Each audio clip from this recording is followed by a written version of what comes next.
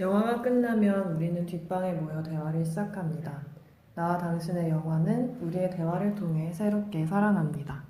영화를 통해 마음이 열리는 곳, 비밀스러운 뒷방으로 여러분을 초대합니다. 우와. 와. 안녕하세요. 안녕하세요, 안녕하세요. 여러분. 저희가 이제 정식으로 프롤로그도 녹음을 했으니까 정식으로 이제 방송을 시작하는데요.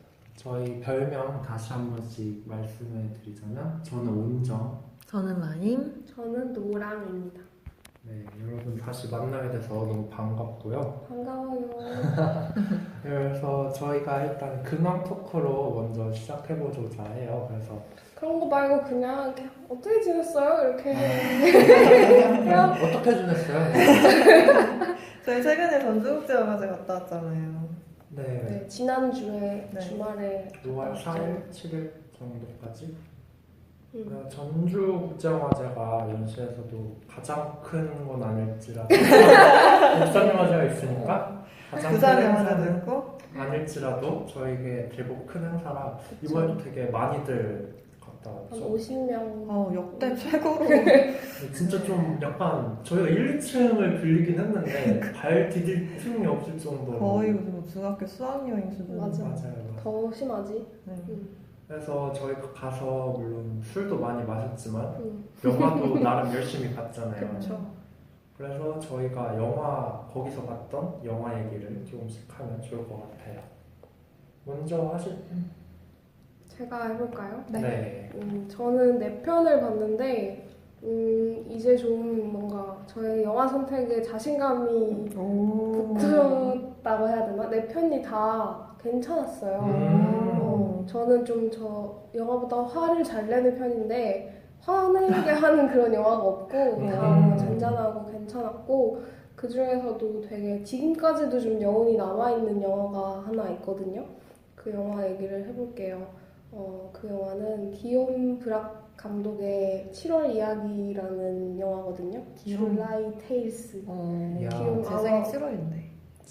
그래서 치르려고 했구나. 네. 잊어버리고요. 그 영화가 어떤 영화냐면 이제 프랑스 감독인데 프랑스 파리랑 파리 근교가 배경이에요. 그걸 배경으로 벌어지는 두 이야기를 붙여놓은 형식이에요. 근데 첫 번째 이야기는 그 여자 친구들이 2명이 그냥 주말을 맞아서 파리 근교의 어떤 뭐 그냥 계곡 같은 데로 놀러를 가는데 가서 친구들이랑 놀다 보면 뭐 재미도 있지만 좀 싸우기도 하잖아요. 그렇죠. 그래서 살짝 싸우고 헤어져요, 얘네가. 거기서 각자 놀아, 나 집에 갈래? 이러면서. 근데 그 헤어져서 좀 각자 되게 아름다운 순간 혹은 아주 더럽고 이상한 순간을 경험하고 둘이 만나서 되게 안 좋게 헤어졌는데 같이 집에 와요. 나 오늘 이런 일이 있었어. 그래, 나 이런 일이 있었는데 막 이러면서 둘이 너무 피곤했으니까 버스에서 서로 기대서 잠들어서 돌아오는 그런 이야기고요. 그리고 두 번째 이야기는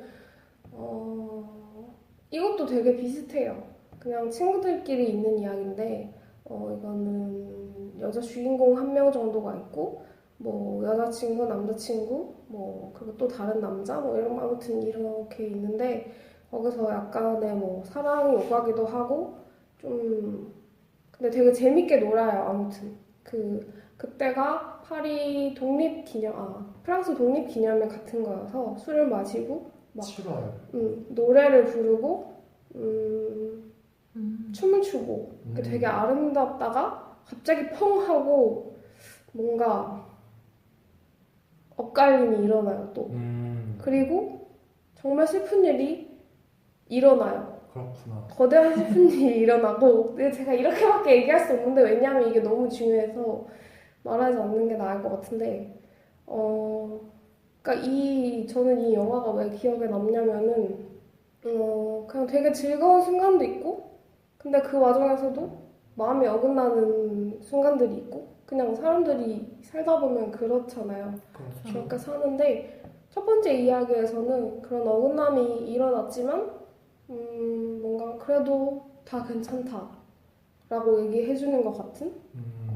그게 뭔가 여름에 되게 낮에는 햇살이 따갑지만 밤이 되면 되게 마법처럼 시원한 공기가 불어오는 네, 선선해지죠. 그런 것들과 연결이 돼서 다 괜찮다 이렇게 살아가는 거다라고 얘기를 해주는 것 같았고 두 번째 이야기는 그렇게 살아가지만 어느 날 이렇게 또 슬픈 일이 일어나서 나를 울게 만든다 삶은 그리고 뭔가 거기서 느껴지는 그 공허함이 엄청 커서 저는 그 공허함이 되게 지금까지도 남아있는 것 같아요. 사실 저희가 전주 영화제 예매를 할 때 시놉시스 보고 이렇게 하는 건데 사실 거기서 보는 영화들을 저희가 종잡을 수가 없잖아요. 그렇죠. 저희끼리 늘 말하는 거지만 뭐 티켓팅 성공해도 좋아할 게 아니다. 어떤 영화인지 모르니까 가서 자고 있을 수도 있고. 가서 졸기도 많이 하고 하는데 아무래도 노랑 씨는 이제 좀 몇 번 가신 거죠 전주 영화제? 전주를 세 번째인가? 이제 슬슬 이제 노하우가 생기고 그리고 제가 부산이랑 부천이랑 뭐 제천이랑 뭐 이런 걸 많이 가니까 근데 이러다가 제가 부천 영화제 저번에 갔을 때 첫날에 4편을 봤는데 4편이 다 재밌는 거예요. 근데 그 다음날 4편을 예매했는데 4편이 다 재미가 없는 거야. 그래서 이게 자만하면 안 된다. 그냥 오늘 뿐이다. 50%의 성공. 라임 씨는 어떤 영화? 저는 6편을 봤는데 그중에서 딱 한 편을 얘기해 보려고 해요. 장두시의 불안한 아이라는 영화인데요. 이 영화는 뱅상 하세르, 기욤 라미르, 파비앙 하게게 3명의 시네필들이 굉장히 무슨 주문 같죠? 이름들이. 장두시에라는 프랑스의 영향력 있는 비평가이자 존경받는 어떤 인물의 삶과 이야기를 조명하는 다큐멘터리입니다. 장두시에라는 인물은 저도 그 전에 영화 수업 들으면서 들었을 수도 있는데 이 영화를 통해서 좀 자세히 알게 됐어요. 1929년 1월 19일생이신데 굉장히 연세가 많으시죠 이제? 돌아가셨나요? 아직 살아계신 걸로 알고 있습니다. 네. 프랑스 비평가이자 감독이자 역사가이자 선생이신 분인데 이렇게 직업이 많으신 이유는 그분이 영화를 사랑하는 마음과 그 이야기를 굉장히 자신만의 방식으로 되게 다양하게 펼치시는 분이에요. 이분의 경력이 시작된 거는 1950년에 그 가젯 디 시네마와 까이에 디 시네마에서 까이에 디 시네마. 그쵸. 들어만 봤어요. 네. 많이 봤지죠. 읽진 않고. 이것도 아실 텐데 그 프랑스 누벨바그 누벨 장르 꼬다를. 네, 그 멤버들이 될 미래의 그 멤버들이 될 사람들과 함께 시작을 했고, 그래서 누벨바그의 친구라고 볼 수 있는 분입니다. 저는 이 영화를 보면서 이분과 사랑에 빠졌고 개인적으로도 만나서 되게 오래오래 깊은 이야기를 왜 랩을 하세요, 라임 씨? 싶어요. 왜냐면 제가 그 당시에도 그렇고 되게 주변 사람들한테 몇 번 얘기했던 거라서 제 안에 막 약간 스며든 것 같네요. 그냥 이분이 시네마 클럽을 운영을 하시면서 거기서 영화에 대해서 이야기하는 방식이 굉장히 독특한데 어떤 정해진 틀 안에서 자신의 사고나 어떤 그런 정해진 답을 막 사람들한테 주입시키는 그런 방식이 아니고 관객들한테 먼저 질문을 던져요. 그리고 그런 답을 듣고 그것과 관련된 논의를 이렇게 전개해 나가는 되게 열린 방식이어서 그러니까 관객들이 막 그냥 듣는 게 아니고 자기 자신 안에서 스스로 답을 찾아가면서 어떤 사고의 지평을 넓혀가게 되는 경험을 하게 해주시는 굉장히 특별한 분인 것 같아요. 그래서 약간 소크라테스적 대화 아니에요? 그래서 많은 사람들이 이분을 되게 존경하고 사랑한다고 하는데 영화 안에서도 나오는데 이분을 통해 저희들은 삶을 더욱 사랑하게 되었다라는 말이 나와요. 근데 제가 기본적으로 영화에 대해 가지고 있던 영화를 좋아하는 이유도 이거는 제가 레디 플레이어 원 최근에 그 스티븐 스필버그의 최근작을 보고 나와서 그걸 같이 본 소중한 사람이랑 같이 나눈 이야기이기도 한데 제가 영화를 좋아하는 이유는 영화를 통해서 내 가장 깊은 곳에 그런 어떤 아픔이나 슬픔 같은 것들을 들여다보면서 그러니까 내가 살고 있는 현실 속에서는 받아들이거나 이해할 수 없었던 것들을 그 이야기를 통해서 뭔가 이걸 받아들이게 되고 그 안에서 내가 해방이 되고 또 한편으로는 이런 감정들 나만 느끼는 줄 알았는데 나 되게 이상하고 나 되게 미친 사람이고 나 되게 이상한 사람인 줄 알았는데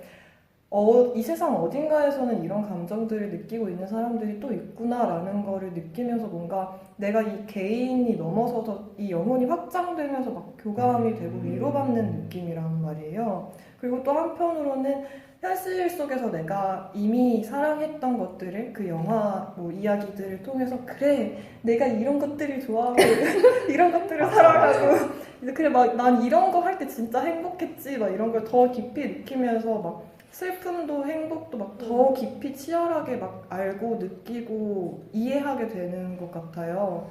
그래서 이 영화에서 나오는 되게 중요한 말 중에 하나도 그분이 가진 어떤 사상 중에 삶도 영화도 근본적으로 늘 무브먼트다. 움직이는 것이고 변화하는 것이고 그런 말씀을 하시는데 그래서 저는 영화 안에 모든 것들을 막 더 깊이 음미하면서 그 삶 자체에 대해서도 그 안에서 벌어지는 걸 그런 온 몸과 마음의 감각이 막 영혼이 개방된 상태에서 그걸 오롯이 겪어내는 느낌을 받았거든요. 그 분에 대해서도. 그래서 저는 그동안 살아오면서 삶이나 영화에 대해 제 자신이 추구해왔던 것이나 제 자신 성격과 이렇게 연결되는 지점이 많아서 보면서 막 속으로 되게 하면서 막 약간 한숨을 지르고 막 이런 분이 이 세상에 존재해 왔다는 것과 이분을 알려준 감독들한테 너무너무 감사했는데 그래서 영화가 끝나고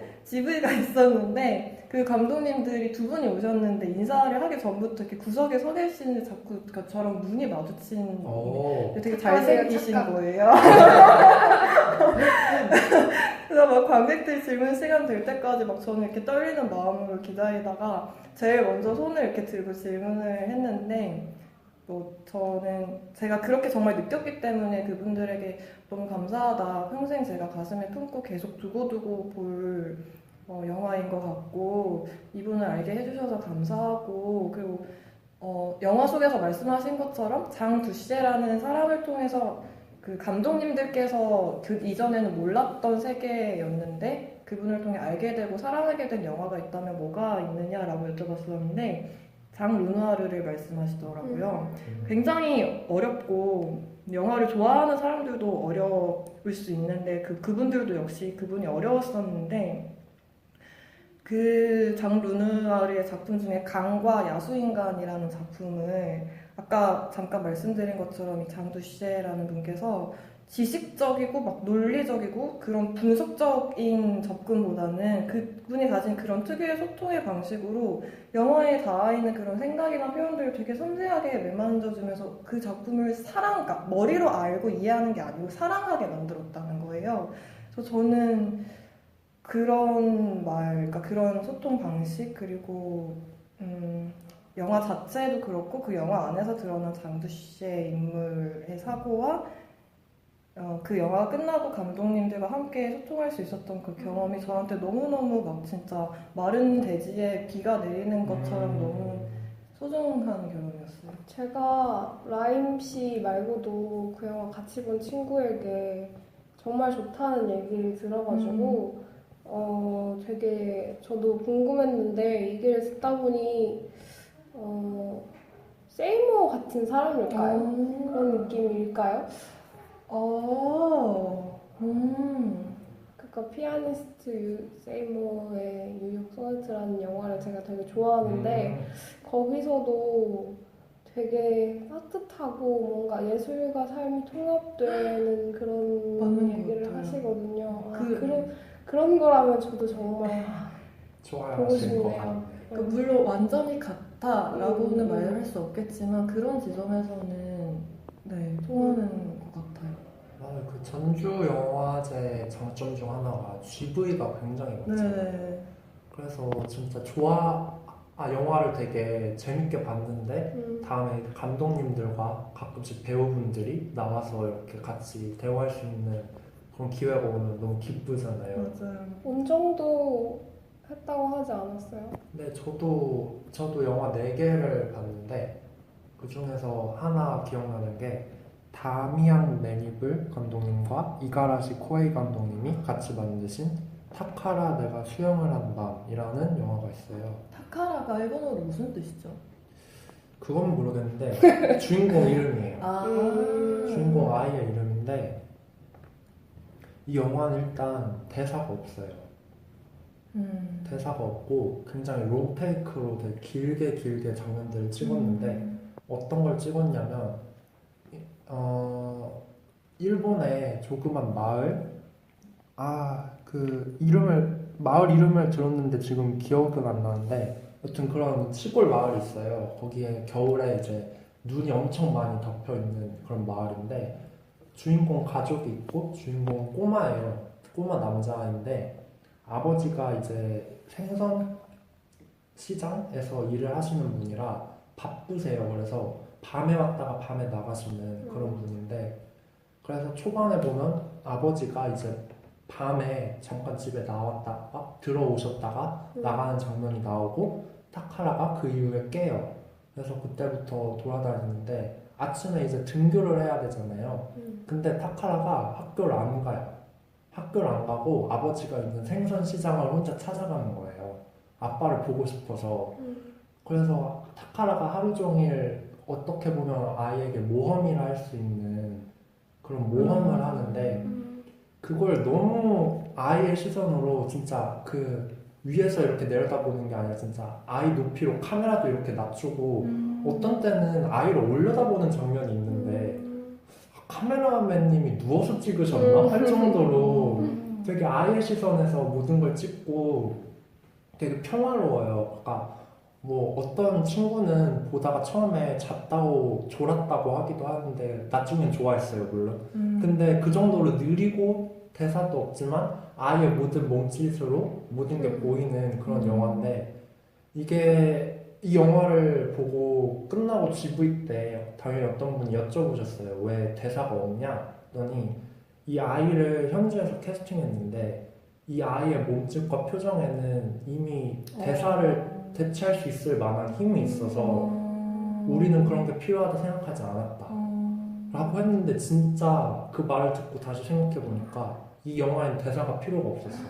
와, 저 지금 소름 돋았어요. 너무 궁금하다. 그 아이가 어떤 몸짓을 하지. 근데 진짜 노랑님이 좋아하실 것 같은데 저는 고로에다 히로카즈 감독님도 떠오르기도 했고 저도 그 얘기를 듣고 정말 제가 7월 이야기를 볼까 타카라를 볼까 굉장히 고민했고 7월 이야기를 선택했고 물론 후회하지는 않아요. 네. 너무 좋았기 때문에. 저는 좋네요. 두 분한테 두 영화 둘 다 들을 수 있어서. 나는 왜 화가 나지? 그 얘기도 저는 되게 인상적이었어요. 원정에게 들은 얘기인데 그러니까 두 감독이 함께 찍은 이유를 내가 물어봤는데 원정이 뭐 그냥 둘이 같이 얘기를 하다가 한 사람은 나는 아이가 나오는 영화를 찍고 싶어. 한 사람은 나는 눈이 나오는 영화를 찍고 싶어. 그럼 우리 눈이랑 아이가 나오는 영화를 찍자 해서 찍었대요, 이 영화를. 맞아요. 그래서 한 분은 프랑스 감독님이니까 파리에 계셨고 한 분은 일본에 계셨는데 그래서 블로그인가 카페로 서로 대화를 했대요. 그리고 애초에 만난 것도 약간 영화제 뒤풀이에서 술 마시다가 친구가 된 거고 너무 좋다. 그런 식으로 시나리오 작업을 해서 현지에서 캐스팅을 다 하고 그리고 정말 이 영화가 귀여운 게 시바견들이 나오는데 일단 주인공 집에서는 블랙탄이라는 검은색 시바견을 키워요. 근데 걔가 막 이렇게 촉촉촉청하는 그 마룻바닥 강아지들 걸어가는 소리 알죠? 마루.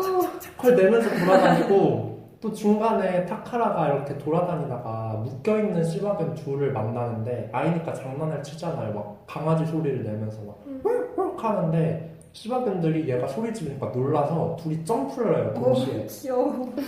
근데 거기서 너무 귀여워가지고 막 관객들한테서 막 탄성이 나오고 그리고 마지막으로 또 좋았던 거는 여기 나오는 어른들도 착해요. 그래서 예를 들어 타카라가 백화점 푸드코트 같은 데를 가서 정수기에서 물을 마시는 장면이 있는데 아이니까 그 물이 높이 있잖아요. 컵을 뽑는 게 그걸 이렇게 뽑아서 힘들게 물 받는 것도 되게 느린데 뒤에서 어떤 여성분이 가만히 기다려주세요. 그걸. 음. 처음부터 끝까지 아, 보채지도 않고. 좋다. 그래서 저는 약간 이런 영화의 전체적인 분위기가 너무 따뜻하고 위로가 돼서 음. 이번에 봤던 것 중에 되게 기억에 남아요. 원정 씨가 원정을 받았네요. 네, 되게 너무 따뜻해서 끝나고 감독님이랑 사진도 찍었어요. 아, 같이 본 연수들이랑 제가 용기를 냈죠. 사진 찍어도. 저는 용기를 못 냈어요. 저 그런 용기 정말 필요한데. 난 그냥 시크하게 나와버렸어. 저 이번에 2번이나 찍었어요. 이 영화 말고도 다른 영화도 아역 배우, 그것도 아역 배우분들 나오는 영화인데 너무 귀여우시고 막 너무 좋아서 같이 사진 찍어도 되겠냐고 했더니 흔쾌해요. 너무 좋은 추억이었습니다. 알겠어요.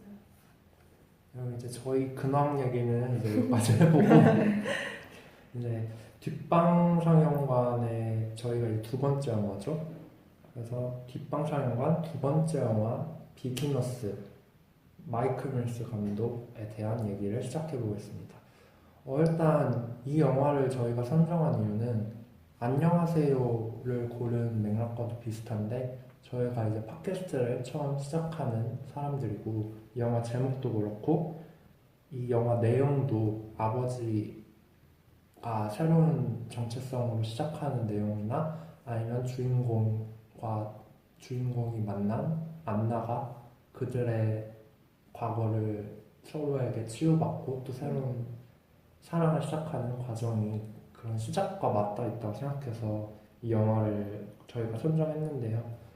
일단 제가 줄거리를 먼저 말씀을 드릴게요. 이 영화의 주인공은 이완 맥그리거 배우분이 맡은 올리버라는 남자예요.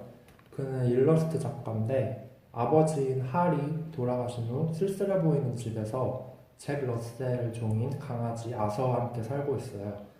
이 영화 특징 중 하나는 과거 회상이랑 현실이 계속 교차한다는 점인데 주인공인 올리버가 계속해서 자신의 어린 시절 어머니와 있었던 일화나 최근에 아버지 할이 돌아가시기 전까지의 일을 계속 회상하고 그게 올리버와 안나와 겪는 일과 계속 교차돼서 나타나요.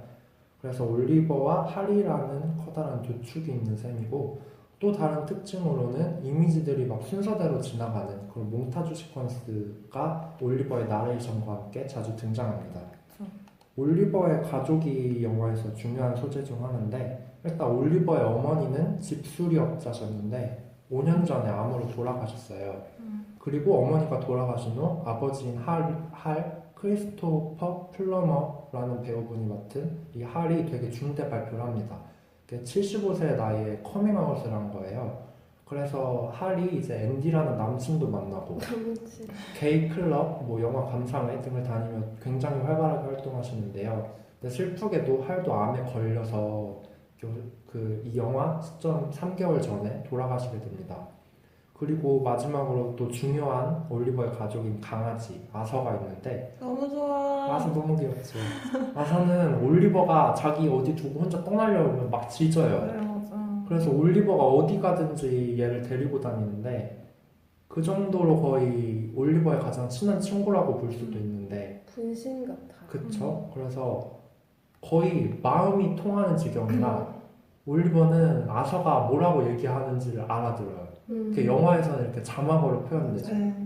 빤히 바라보면 그게 맞아요. 이렇게 자막 뜨고 막 그 표정이 얼마나 예쁜지. 그쵸. 근데 아버지가 돌아가신 후 아서와 둘이서 이렇게 쓸쓸하게 살다가 올리버는 직장 동료들과 분장 파티에 가요. 다들 이렇게 코스튬을 입고 가는 파티인데 거기서 프랑스 출신 여배우 안나를 만나게 돼요. 그래서 거기서 올리버는 프로이트 분장을 하고 가서 사람들에게 마치 심리치료를 하는 듯한 그런 상황극을 하며 노는데 그러다가 이제 안나를 만나는데 안나는 올리버가 말하지 않았는데 그의 슬픔을 알아봐요. 그래서 거기서 이제 올리버가 마음이 동해서 그녀에게 관심을 가지게 되고 술을 마시게 되고 그녀의 호텔로 같이 가서 자기 부모님 이야기를 털어놓고 둘이 사랑에 빠져요. 근데 사실 안나도 부모님과 관계가 순탄치가 않았고 정처 없이 떠도는 사람이었어요.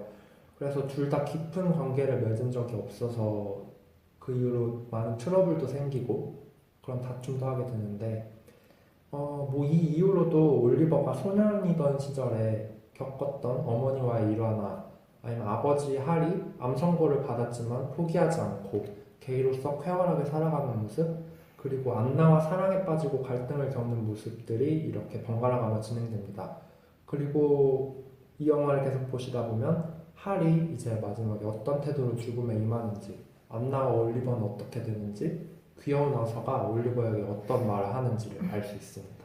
네, 여기까지 줄거리였고요. 노랑 씨가 감독님에 대한 얘기 해주세요. 네, 제가 마이크 밀스 감독에 대해서 조사를 해왔습니다.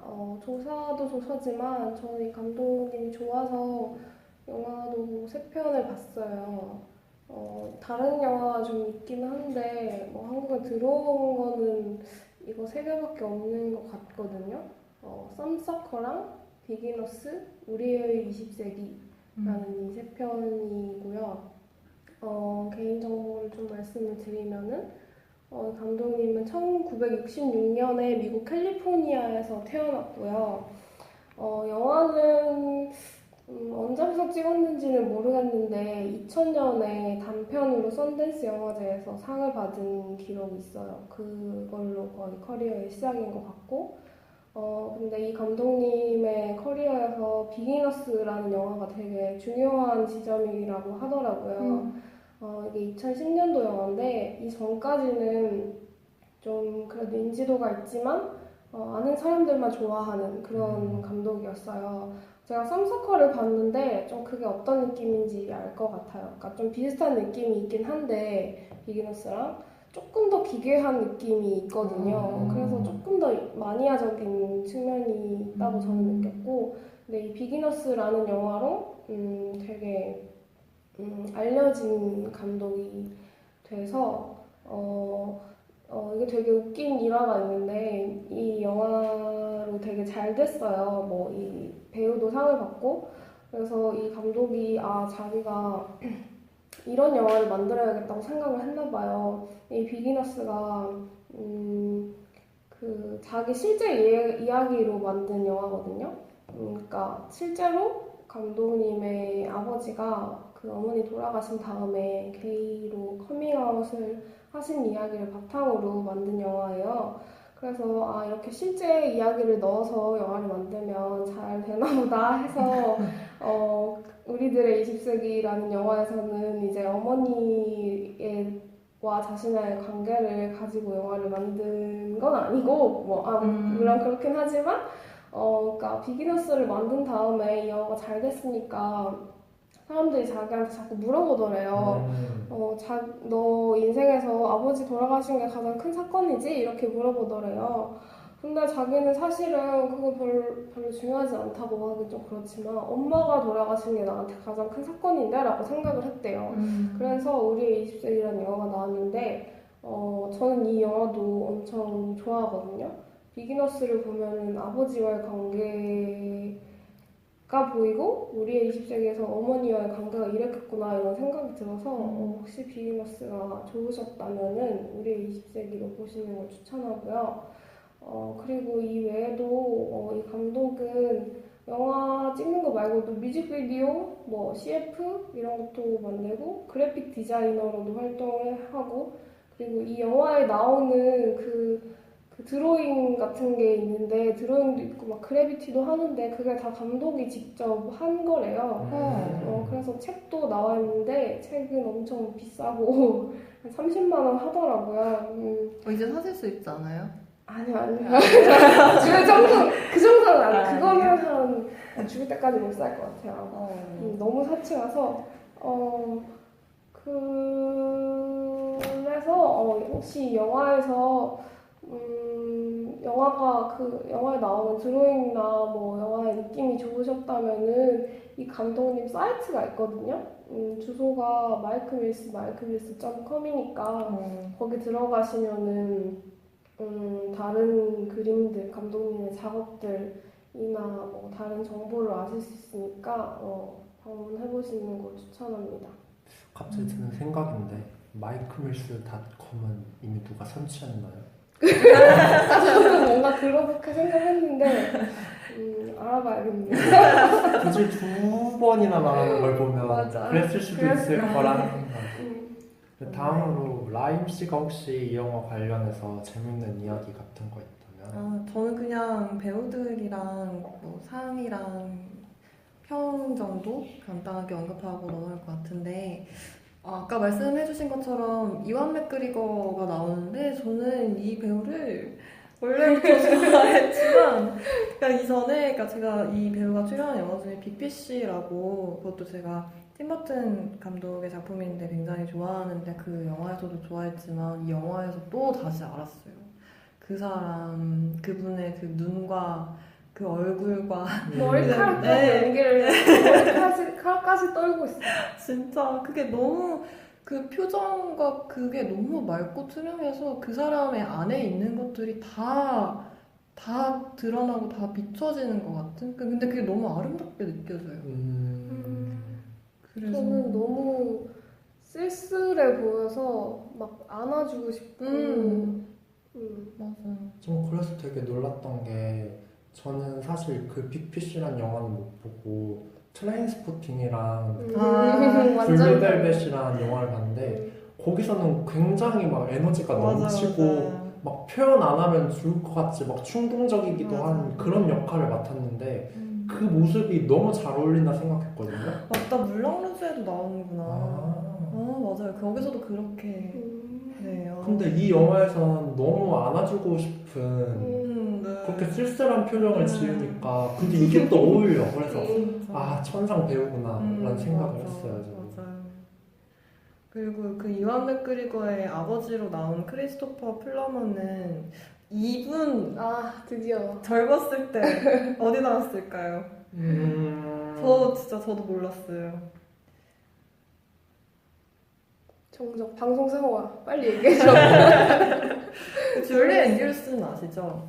응? 줄리 앤드루스 몰라. 모르시는구나. 몰라요. 사운드 오브 뮤직은 아시겠죠? 알죠. 네. 사운드 오브 뮤직에서 그 줄리 앤드루스의 상대역 아이들의 아버지였거든요. 진짜요? 아버지. 네. 그분이었어요. 대박. 에델바이스? 네. 세상에. 그렇더라고요. 엄청 인상이 강한 그쵸. 그런 네. 기억이 나요. 음. 늙으신 거는 되게 뭔가 인자하게 늙으신 맞아요. 느낌? 맞아요. 그리고 그렇군요. 네. 그리고 이완 맥그리거의 상대역 여자친구로 나온 멜라니 로라는 이 안에서도 배우로 나오는데 프랑스의 배우이자 가수이자 영화 각본가이자 영화 감독이기도 합니다.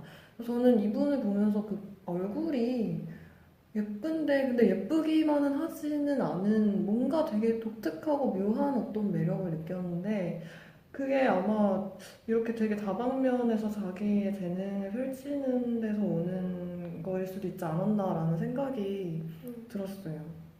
가수로도 한다고. 그거 제가 얘기한 네, 거예요. 그니까요. 방금 얘기하신 거. 저 그니까요. 확실치 않아요. 저는. 근데 아, 무슨 기타 치고 노래하는 장면 본 것 같고. 아. 근데 저는 이분이 만든 영화 마린이라는 영화를 봤는데 제가 이 영화가 좀 비기너스랑 연결되거든요. 그 마린이라는 네. 영화가. 그 영화에서는 또 어떤 사랑하는 사람을 상실하는 사건이 발생하고 그 상실을 치유하는 그런 과정이 그려져서 되게 비슷한 느낌이라고 생각했어요. 저는. 봐야겠다 나중에. 타일이 있습니다. 보내주세요. 네, 그리고 배우들은 이렇고 이 영화는 2012년 오스카 시상식에서 이 아까 말씀드렸던 크리스토퍼 플러머 분께서 나무조연상을 받으셨고요. 그 외에 다수의 시상식에서도 이분이 나무조연상을 수상하셨습니다. 그만큼 최고령 수상이잖아요. 네, 그렇구나. 너무 멋있어요. 맞아. 살아계시죠 지금? 제발 그러시길. 네, 그거 잘 모르겠어요. 죄송합니다. 그리고 마이크 밀스 감독은 이 작품으로 다른 여러 개의 시상식에서 노미네이트 되거나 특별한 상을 받았고요. 이 영화에 대한 평을 간단하게 소개해드리자면 박스오피스 매거진에서는 그 마이크 밀스의 트레이드 마크인 기교로 아주 절묘한 희극성과 솔직한 가족 드라마가 혼합된 스윗 모먼츠이다 라는 평을 받았는데, 이 스윗 모먼츠라는 거를 한국말로 정확히 어떤 식으로 표현해야 될지가 제가 감이 안 잡혀서 이렇게 그냥 가져왔어요. 그러니까 이게 뭔가 달콤한이라고 하기에도 좀 그렇고 뭔가 네. 근데 아마 이 영화를 보신 분들은 이 단어가 어떤 뜻인지 느낌으로 아실 거예요. 단어는 모르겠고 네. 그냥 이 영화의 그쵸. 느낌으로 생각하면 그쵸, 되는 그쵸, 거죠? 맞아요. 약간 그런 단어들이 몇 개 있는 것 같아요. 저도 가끔 스윗하다라는 표현이 많아요. 저희 그런 표현 쓰잖아요. 멜랑콜리하다. 아, 네. 이거 약간 한국어로 어떻게 바꿀지 맞아요. 애매한데 맞아. 약간 그 느낌만 알 것 같고 맞아. 이런 단어들이 몇 가지 있는 것 같아요. 맞아요. 그리고 슬렌트 매거진에서는 이 영화는 그 완벽한 어떤 전체 하나의 그 홀을 추구하기보다는 그 어떤 겸손함을 가지고 인물의 삶의 조각들을 모아서 하나하나 구성한 방식에서 가장 특별한 기쁨을 찾을 수 있다라는 평을 받았다고 합니다. 되게 와닿는 편이에요. 네, 좀 생각해보면 뭔가 하나의 세계를 그리려고 하는 영화를 별로 좋아하지 않는 것 같기도 해요. 저는. 그 어벤져스 같은.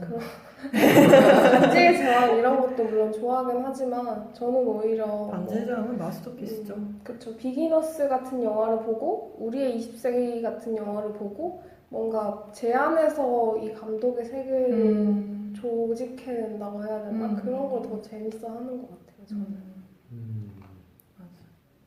네, 그럼 이제까지 간략하게 영화 소개를 해봤고요. 이제 다음 코너는 다시 보기라는 코너입니다. 다시 보기. 그래서 이 코너가 어떤 코너인지 노랑 씨가 간략하게 설명해 주세요. 다시 보기라는 코너는 영화의 장면을 다시 본다는 뜻이고요. 영화에서 각자에게 인상 깊었던 장면을 얘기해보는 코너입니다. 네, 그러면은 저희 인상 깊었던 장면 라임 씨는 어떤 게 있었는지 말씀해 주세요. 네.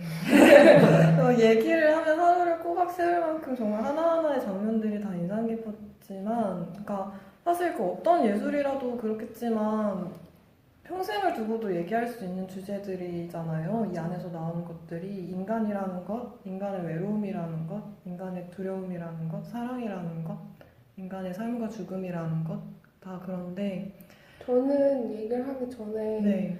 사실 이 영화를 3번 봤는데 3번 다 정말 처음부터 끝까지 엉엉 울면서 봤거든요. 근데 이게 나만 그런 건가, 왜 이 영화가 그런 건가 싶어서 어땠어요?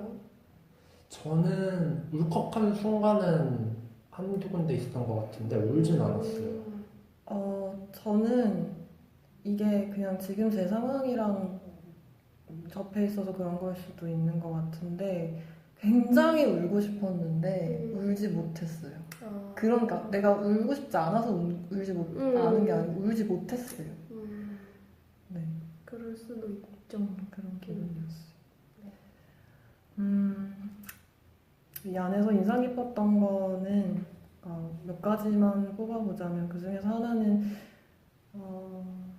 올리버가 안나에 대해서 그녀는 언제나 새로운 빈 방들이 그녀를 기다린다고 하면서 울었다라고 올리버의 독백에 깔리면서 안나가 우는 모습이 나오는 장면인데요. 저는 그냥 안나가 울 때 저도 같이 울고 싶은 기분이었다는 정도로 이 장면에 대해서는 저의 이야기를 마무리하고 넘어가겠습니다. 궁금하긴 한데 그거에 대해서 함께 얘기해보고 싶으신 분들은 저와 술을 마십시다. 술을 사올까요? 나중에 음주방송 한번 해보는 것도 좋다. 재밌어. 괜찮은데요? 좋아요. 좋은데.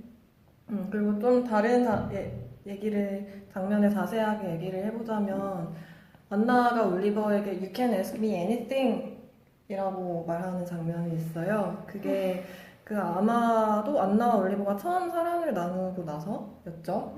안나가 올리버한테 나 저기 케미솔 내 거 좀 줘 했는데 올리버가 그게 뭔지를 몰라가지고 막 이상한 걸 자꾸 갖다 주잖아요. 근데 케미솔이 뭐예요? 모를 것 같아서. 몰라요. 그냥 메리아스랑 비슷한 건데 아. 좀 더 뭔가 얇고 뭔가 소재가 좀 다르다고 해야 되나? 소재가 좀 더 아. 얇은 그런 거 맞나요? 근데 사실 저도 찾아봤어요. 네, 뭔가 느낌으로는 아는데 이게 정확히 어떻게 그런 건가 저도 그러면 싶어가지고. 정확히 뭔가요? 케미소리. 근데 그냥 저도 사진으로만 봐가지고 아 그래 뭐 이런 게 케미소리지 했어요. 아 여자 네, 메리아스구나. 네. 아, 그렇게 이해하면 네. 네, 그래서 올리브가 그게 뭔지 몰라가지고 정우 씨처럼, 은정 씨처럼 실명 공개. 네네. 네네. 막 이상한 빨간 꽃을 주고 막 그러는데 근데 그러고 나서 뭐 케미소리 뭔지 모르냐 그랬더니 올리버가 나는 짐승들에 의해서 애니멀스들에 의해서 키워졌고 그 동물들은 내가 질문하는 것을 좋아하지 않았기 때문에 질문을 하기보다 항상 나는 늘 추측을 해야만 했다라는 말을 하는데 그때 이렇게 안나가 올리버한테 You can ask me anything이라고 말하는 거거든요. 저는 그 올리버의 대사가 네, 정말 마음이 아팠어요. 네, 그리고 그게 나오잖아요, 실제로 부모님과의 그런 어렸을 때의 장면들이. 근데 진짜로 뭔가 그 아이가 불안을 느끼고 있고 촉각을 세우고 이제 부모님들의 상태를 살피고 있다는 게 너무 잘 느껴져서 너무 마음이 아팠어요. 맞아요. 저는 정말 그냥 이 영화 안에서뿐만이 아니고 이 세상에 살아가고 있는 그 사람과 사람 사이의 관계가 깊은 관계가 되어갈 때 나올 수 있는 굉장히 크리티컬한 장면이라고 생각을 하는데 표현이 되게 직설적이기도 하면서 은유적이기도 하잖아요. 그 부모님을 애니멀스라고 표현을 한 것은. 근데 그 질문을 하지 않게 된 것은 올리버가 가지게 된 어떤 습관인 거고 우리들 역시도 살아오는 과정에서 몸에 배는 어떤 습관들이 있을 것인데 그게 어떻게 보면은 습관이지만은 않은 우리가 가지게 된 상처일 수도 있는 거잖아요. 어떤 상황이 반복되면서 내가 그냥 이렇게 되도록 내 몸에 뱉는데 사실 나는 그런 습관이 답답하고 아프고 벗어나고 싶고 저한테도 그런 게 있는데 구체적으로 그런 게 어떤 거라고 다 일일이 말을 할 수는 없지만 나의 안에서 어떤 그런 약점이 드러나는데 그 상대가 그걸 너무나 아무렇지도 않게 그리고 당연하게 그리고 그걸 이렇게 정말 한가득 이렇게 품어주면서 괜찮아. 나한테는 네가 이전까지 두려워했던 대로 행동하지 않아도 돼. 너가 하고 싶었던 대로 해도 돼. 해주는 그런 느낌이었거든요, 저한테는. 그래서 내가 스스로도 인식하지 못했던 어떤 내가 가지고 있던 틀에서 내가 용기를 내서 걸어 나올 수 있게 해주는 것. 그런 게 사랑이고 저는 그런 게 두 사람 사이의 관계의 통로가 됨과 동시에 어떤 한 개인을 해방시켜주는 시점이라고 생각을 했어요. 저 해방이라고 하셔서 네. 저도 약간 그 장면에서 떠올랐던 이미지가 계속 뭔가 묻고 싶었던 게 많았는데 올리버가 그걸 항상 혼자 이렇게 맞아요. 마음에 쌓아두다가 마치 그런 죽처럼 맞아. 죽을 세워놨는데 그 안나가 그 말을 해줌으로써 맞아요. 그 물꼬를 터줘서 줄의 세계가 이렇게 물이 이렇게 하 하고 그 연결되는 느낌이 들었어요. 맞아요. 그 영화 초반에 그 두 사람이 처음 만났던 장면에서 올리버가 그 강아지 아서를 데리고 왔는데 아서가 두 사람이 이제 막 번호를 교환하고 막 헤어지려고 하는 시점에 아서가 올리버를 쳐다보면서 그 자막으로 아서가 올리버한테 하는 말이 뜨는데 그게 지금 지금 우리에게 무슨 극적인 일이 일어나지 않으면 우리가 어둠 속에 잠길 거라고 말해요 라고 이런 말 표현하고 목소리인가요? 라고 말한단 말이야. 근데 그런 극적인 일이 물론 그 바로 뒤에 그 안나가 올리버에게 전화를 함으로써 일어나기도 했지만 저는 이 순간 나한테 어떤 것이든 질문해도 된다고 말했던 그 순간에서도 바로 그런 극적인 일이 생긴 거라고 생각하고 그랬기 때문에 방금 문정 씨가 말씀해 주신 것처럼 이렇게 두 사람 사이에 이렇게 물이 이렇게 흐르면서 그 어둠 속에 잠겨있지 않고 이렇게 뭐 이거 라디오 방송이에요, 여러분. 그렇게 어둠 속에 잠겨있지 않고 걸어나올 수 있도록 용기를 준 게 아닌가라고 생각했습니다. 저는 어쩌면 사실 그런 극적인 일이랄까? 그게 이미 일어났다고 느끼고 있었나 봐요. 그렇죠. 저는 사실 제가 좀 말을 못하고 감정 표현도 잘 못하는 성격이어서 그런지, 그러니까 물론 이렇게 질문을 하고 대화를 하면서 서로 알아가야 된다고 생각을 하지만 말하지 않아도 알아주길 바라는 때가 있잖아요. 그리고 나의 가장 깊숙이 있는 것은 너무 무겁기 때문에 상대방이 어떻게 받아들일지 모르기 때문에 말을 할 수 없게 되기도 하고, 맞아요. 근데 그거를 그 처음 만남에서 올리버가 그냥 아무렇지 않은 척 하면서 그냥 프로이트 연기를 잘 하고 있었는데 안나가 와서 슬픈 사람이 왜 여기 있어요? 라고. 그것도 그때 후두염에 걸려서 말을 하지 맞아, 않죠. 맞아요. 수첩에 글로 적어서 맞아요. 눈을 그려줘요. 맞아요. 네. 눈을 보고 알았다. 어떻게 알았어요 맞아요. 하니까 눈을 이렇게 맞아요. 그려서 딱 보여주죠. 저 그거 보고 저도 막 노트에 그렸잖아요. 눈 이렇게. 근데 그렇게 두 사람이 그 라임이 말한 그 장면 다음에 막 표정을 잘 읽어야 된다고 표정을 막 이렇게 뭐 웃긴 표정도 하고 슬픈 표정, 화난 표정도 하고 그냥 무뚝뚝한 표정도 하고 이렇게 하잖아요.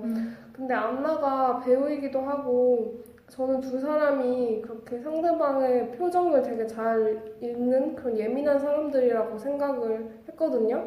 근데 그런 것들이 다 가족으로 받은 상처들 때문에 그럴 것이라고 생각을 했고, 그렇게 항상 뭐 질문을 하지 못하고 주위를 살펴야 하는 그런 상황들 때문에 그럴 거라고 생각을 했고, 근데 그런 거를 알아봐 준 거잖아요. 서로의.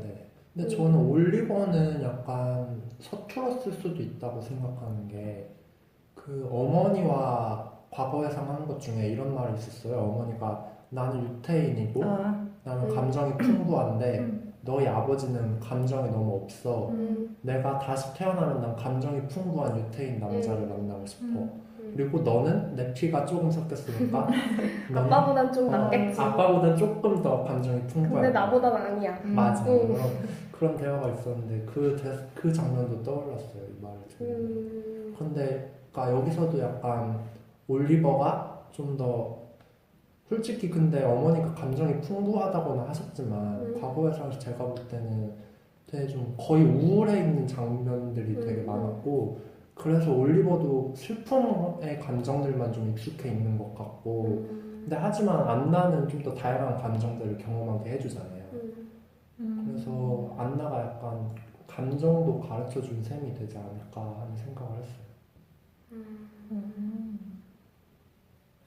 저는 그 표정에 관해서 굉장히 저한테 꽂혔던 게, 그 아까 이렇게 이게 웃는 표정이고 화난 표정이고 하다가, 근데 사람들은 겉으로는 이런 표정을 하면서 속으로는 다른 상태인 채로 있는 것에 굉장히 능숙해, 익숙해라는 말을 했었는데, 저는 그게 저한테 하는 말인 것 같기도 하고, 제가 사람들을 보면서 느꼈던 것이기도 해서 굉장히 막 이랬는데, 그러니까 우리가 살다 보면은 숨겨야 할 것들이 많아지지만, 저는 전에도 말씀드린 적이 있었던 것 같은데, 가면을 쓰는 게 굉장히 괴롭거든요. 내 속은 이런데 겉으로는 저렇게, 속은 저런데 막 겉으로는 이렇게 해야 되는 상황들이 오는 게 힘들어서 자꾸 요즘 사람들을 대하는 게 예전보다 더 어려워진 것 같기도 한데, 왜냐면 예전에는 속이 드러나는 데 있어서 두려운 것이 사실 그렇게 많지 않았는데, 요즘은 삼키고 감추어야 한다고 느끼는 게 많아진 것 같아요. 이유는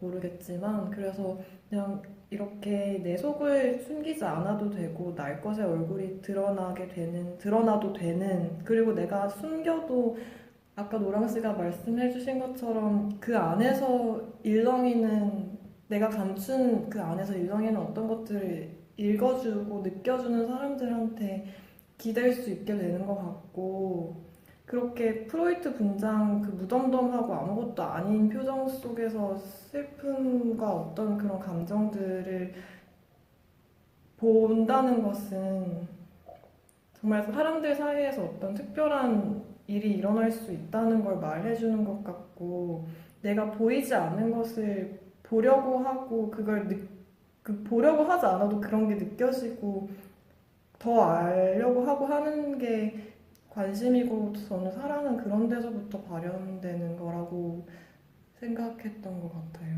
저는 안나도 그런 사람이기 때문에 맞아. 물론 노력하고 관심을 가지기도 했지만 그냥 맞아요. 알게 되는 맞아. 거잖아요. 사실 진짜 그래요. 그냥 두 사람 다 그리고 저는 이게 뭔가 그게 생각이 났는데 신영철 평론가의 되게 유명한 글인데 나의 없음을 당신에게 줄게요라는 글 아시죠? 그 러스트 앤 문을 네, 조제호랑이 그리고 물고기들과 비교해서 맞아요. 시내 21에 아마 올리셨던 네. 거기서 저는 그 글이 담긴 책도 가지고 있는데 그러니까 나의 없음을 준다는 게 있는 걸 주게 되면은 없어지니까 그거는 사랑이 유지될 수 없는데 없는 것을 주는 거는 없는 거는 줘버릴 수 없고 계속 있는 것이기 때문에 그거는 그래서 러스트 앤 본의 사랑은 계속 지속될 수 있다 이런 식의 글이었던 것 같아요. 근데 저는 안나와 올리버의 관계를 보면서 두 사람 다 없어요. 상처가 있고 맞아. 결핍이 있는데 그 결핍을 서로에게 주고 있기 때문에 이 두 관계가 이렇게 자연스럽게 서로를 알아보게 된 거라는 생각이 들었거든요. 근데 그 얘기도 한번 깊게 했으면 좋겠어요. 조제 좋아하시잖아요. 그리고 저는 그 말에 완전히 동의하진 않는 아. 사람이라서 맞아. 옛날에 술자리에서 들었던 것 같아요. 네, 하지만 그 이유에 대해서는 언젠가 기회가 되면 네, 그때. 그리고 저도 인상 깊었던 장면을 뽑아봤는데요. 저는 여기서 약간 과거를 회상하는 그런 연출 방식에 대해서 네. 인상이 깊어서 뽑아봤는데 올리버 집으로 이제 안나가 같이 살기로 결정한 후에 그 이후의 삶을 회상하는 올리버의 나레이션과 몽타주 시퀀스가 나오는데 거기에 내용이 어떻냐면 2003년 우리는 사랑에 빠졌다. 하늘은 이런 모습이고 별은 이런 모습이고 우리는 이렇게 먹고 이렇게 이야기한다. 뭐 그녀의 부모의 모습은 이렇다. 그녀와 나의 지난 연인 해서 그림들이 또 스쳐가고 우리는 과거의 그들은 결코 누릴 수 없었던 행복과 슬픔을 누렸다. 이때 과거의 그들은 부모님들이죠. 그쵸. 네. 그래서 말이 멈추면 2003년의 그녀가 떠오른다. 그녀는 이런 모습으로 살아간다고 말한다. 라고 하고 마지막에 공원 장면이 나오는데 공원 약간 오른쪽 구석에서 그 둘이 몸으로 약간 뭔가 표현하면서 같은 맞아요. 동작을 해요. 네, 전 심지어 그게 뭔지도 몰랐어요. 나중에 두 번째 볼 때 알았어요. 뭔진 모르겠는데 여튼 이렇게 장난을 치는 그러니까요. 모습이 있는데 이 장면을 보면서 저도 약간 향수라던가 뭐 그리움을 느꼈어요. 이게 내 추억이 아닌데 마치 내가 추억을 회상하는 마냥 그리워지고 아련해졌는데 저희가 가끔씩 그럴 때 있잖아요. 뭐 저를 예로 들면 저는 주로 누워서 자려고 했는데 잠이 안 올 때 그때 제가 요즘 자주 쓰는 표현인데 머리 뒤쪽이 열리는 그 표현 너무 좋은 것 같아요. 머리 진짜 열려요. 진짜. 이게 약간 피곤하면 네. 다치는 느낌이 들고 근데 이 뒤쪽이 열리면서 막 여러 생각들이 막 이렇게 둥둥 떠다니거든요. 저 지금 이렇게 보면서 상상됐어요. 그래서 막 이렇게 이렇게 열리는 거. 이렇게 확 이렇게 있는데 그때 가끔 막 내가 친밀감을 느끼는 친한 사람들과의 있었던 일화 같은 것들이 그때도 막 떠오르는데 저는 이 생각이 났었는데 제가 고등학교 때 친구랑 이렇게 친한 친구가 있었는데 같이 학교 근처에 버거킹을 갔어요. 근데 그때 제가 이유는 모르겠는데 되게 우울해 있었어요. 뭐 학교 성적 때문이었는지 뭐 때문이었는지 정확히는 모르겠는데 그때 친구가 이제 제가 너무 우울해하니까 같이 햄버거를 먹으면서 계속 얘기를 해주는데 자기가 중학교 때 겪었던 막 자기가 실수했던 얘기들, 뭐 선생님한테 혼났던 얘기들, 막 이런 우스운 얘기를 계속 해주는 거예요.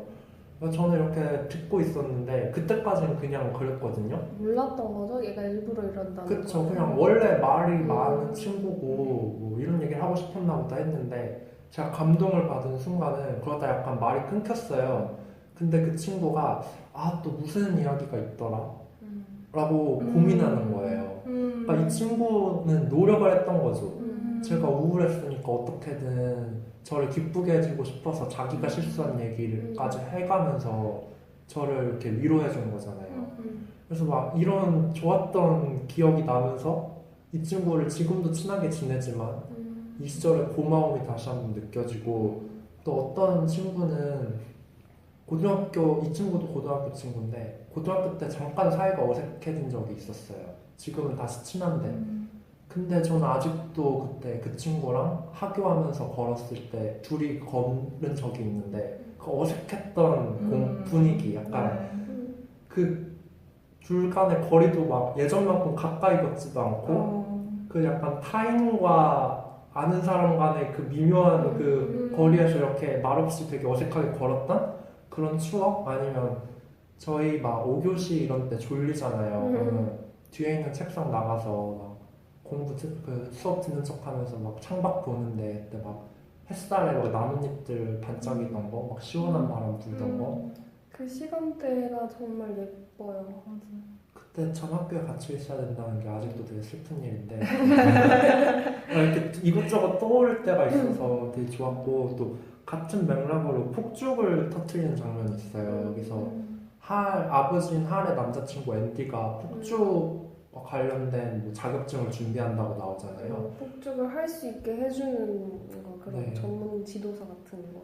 그래서 그 할의 아마 생일쯤으로 보이는데 그때 할을 위해서 다 같이 폭죽을 터트리면서 파티를 하는데 진짜 행복해 보여요. 저는 여기서 올리버가 환하게 웃고 있구나 라고 눈치챈 순간이 없는데 이 순간이 이랬고, 또 둘이 막 욕을 해요. 맞아요. 그 F로 시작되는 둘이 막 엄청 소리치면서 즐거워하는데 너무 좋아요 진짜 그 장면. 그 장면을 보면서 저는 네. 근데 저는 그 장면에서 약간 뭔가 약간의 그걸 느낀 게, 걔가 욕을 할 때 얘가 원래 그런 욕을 잘 못하는 애인데 그게 딱 느껴지잖아요. 못하는 애인데 한 번 딱 하는데 그 순간 되게 눈치를 봐요. 이 사람들이 나의 욕을 어떻게 받아들일까. 근데 거기서 아버지가 조금, 정말 아주 조금의 간격을 두고 같이 욕을 해요. 그래서 얘가 너무 좋아서 같이 막 욕을 하고 막 다 같이 욕을 하는 거, 그게 되게 잘 그려낸 것 같아요. 심리를. 저는 그 장면을 보면서 제가 막 최근에 하던 생각을 또 떠올렸는데, 저는 막 그런 말 있잖아요. 막 지나서야 그 시절이 행복했다는 걸 깨달았다. 이게 되게 책에서도 자주 보이고 영화에서도 좀 자주 보이는 표현 같은데 저는 개인적으로 이 표현을 되게 싫어하거든요. 왜냐면 저는 그 행복하다고 느끼는 그 순간에 이미 최대한 즐겼으면 좋겠어요. 지나서 아쉬워하는 게 너무 싫어서. 그래서 저는 어떻게 하냐면 되게 즐겁다고 느끼면 가끔 눈을 감고 소리만 듣는다던가 아니면은 혼자 이렇게 눈을 감고 미소를 짓고 이렇게 이 순간을 들어요. 기억하려고. 그리고 또 누가 어떤 표정을 하고 있나 지금 순간에, 저 사람이 뭘 먹고 있나, 어떤 행동을 하나, 이런 걸 가끔 보거든요. 근데 전주 가서도 연씨랑 이렇게 어떤 여러 얘기를 하다가 한 친구랑 이런 얘기를 또 하게 됐어요. 근데 그 친구가 해준 얘기가 그 말의 뜻이 그 시절에 충분히 못 즐겼다기보다는 시간이 지나면 지금의 나와는 다른 나가 될 것 나가 되잖아요. 그러니까 이제 그 나는 또 다른 관점으로 과거를 보니까 또 새로운 행복을 발견하는 게 아니냐 라고 그 말을 했는데 되게 인상 깊었어요. 저는 그 말이 완전히 정말 같은 경험을 한 게, 저도 되게 그런 말을 싫어했거든요. 저는 또 그 어떤 행복했던 순간이 지나간 그 순간에 꼭 그런 생각 할 필요 없는데 지나간다는 생각을 같이 하면서 슬퍼해요. 그래서 그러지 말고 그냥 이 순간을 즐기자. 그리고 지나간 다음에 뭐 회상하면서 그러지 말자라고 생각하면서 어느 시절, 그 시절은 되게 행복한 일이 많았던 시절이기도 한데, 행복할 때, 나 행복해, 나 진짜 행복해, 막 이러면서 정말 충분히 즐겼어요. 정말 즐겼다고 생각을 해요. 그런데 시간이 좀 지난 다음에 다시 생각을 했을 때 그 순간을, 그때 행복했고 행복하다는 걸 알았던 그 순간이 정말 행복했던 거구나라는 이렇게 다시 한번 그게 정말로 행복했던 거구나라고 알게 되는 거예요. 그래서 정말 이게 지나간 다음에 알게 되는 게 맞는 건가라는 생각도 했었어요. 근데 약간 이 영화에서 올리버도 저희처럼 생각을 했다고 느끼는 게 이렇게 초반 장면에도 나오고 아버지가 돌아가신 후 집을 이렇게 쓸쓸하게 정리하는 장면에서 초반부에 폭죽 장면이 나오고 후반부에 실제 이 시간대와 맞게 아버지 생일 때 같이 즐거운 장면이 또 나오는데 이렇게 여러 번 등장하는 것도 약간 올리버가 그 시절이 즐거웠다는 걸, 다 같이 그렇게 웃는 시간대는 별로 없었다는 걸 알고 그때가 너무 좋아서 떠올린 게 아니었나 하는 생각을 했어요. 노랑 씨는 그러면 어떤 장면이 인상적이었어요? 저는 제일 인상 깊었던 장면이 사실 진짜 아까도 말했던 것처럼 진짜 매 순간을 울어가지고 다 인상 깊긴 한데 그러니까 저는 이 영화에서 빈 방의 어떤 이미지나 분위기, 어떤 쓸쓸한 방의 느낌이 그냥 영화 전체에 흐른다고 생각을 하거든요. 제가 아마도 그런 느낌 때문에 그렇게 계속 울었던 것 같고 그래서 인상 깊었던 게 방을 자기 집을 소개해주는 장면이 있어요. 특히 안나가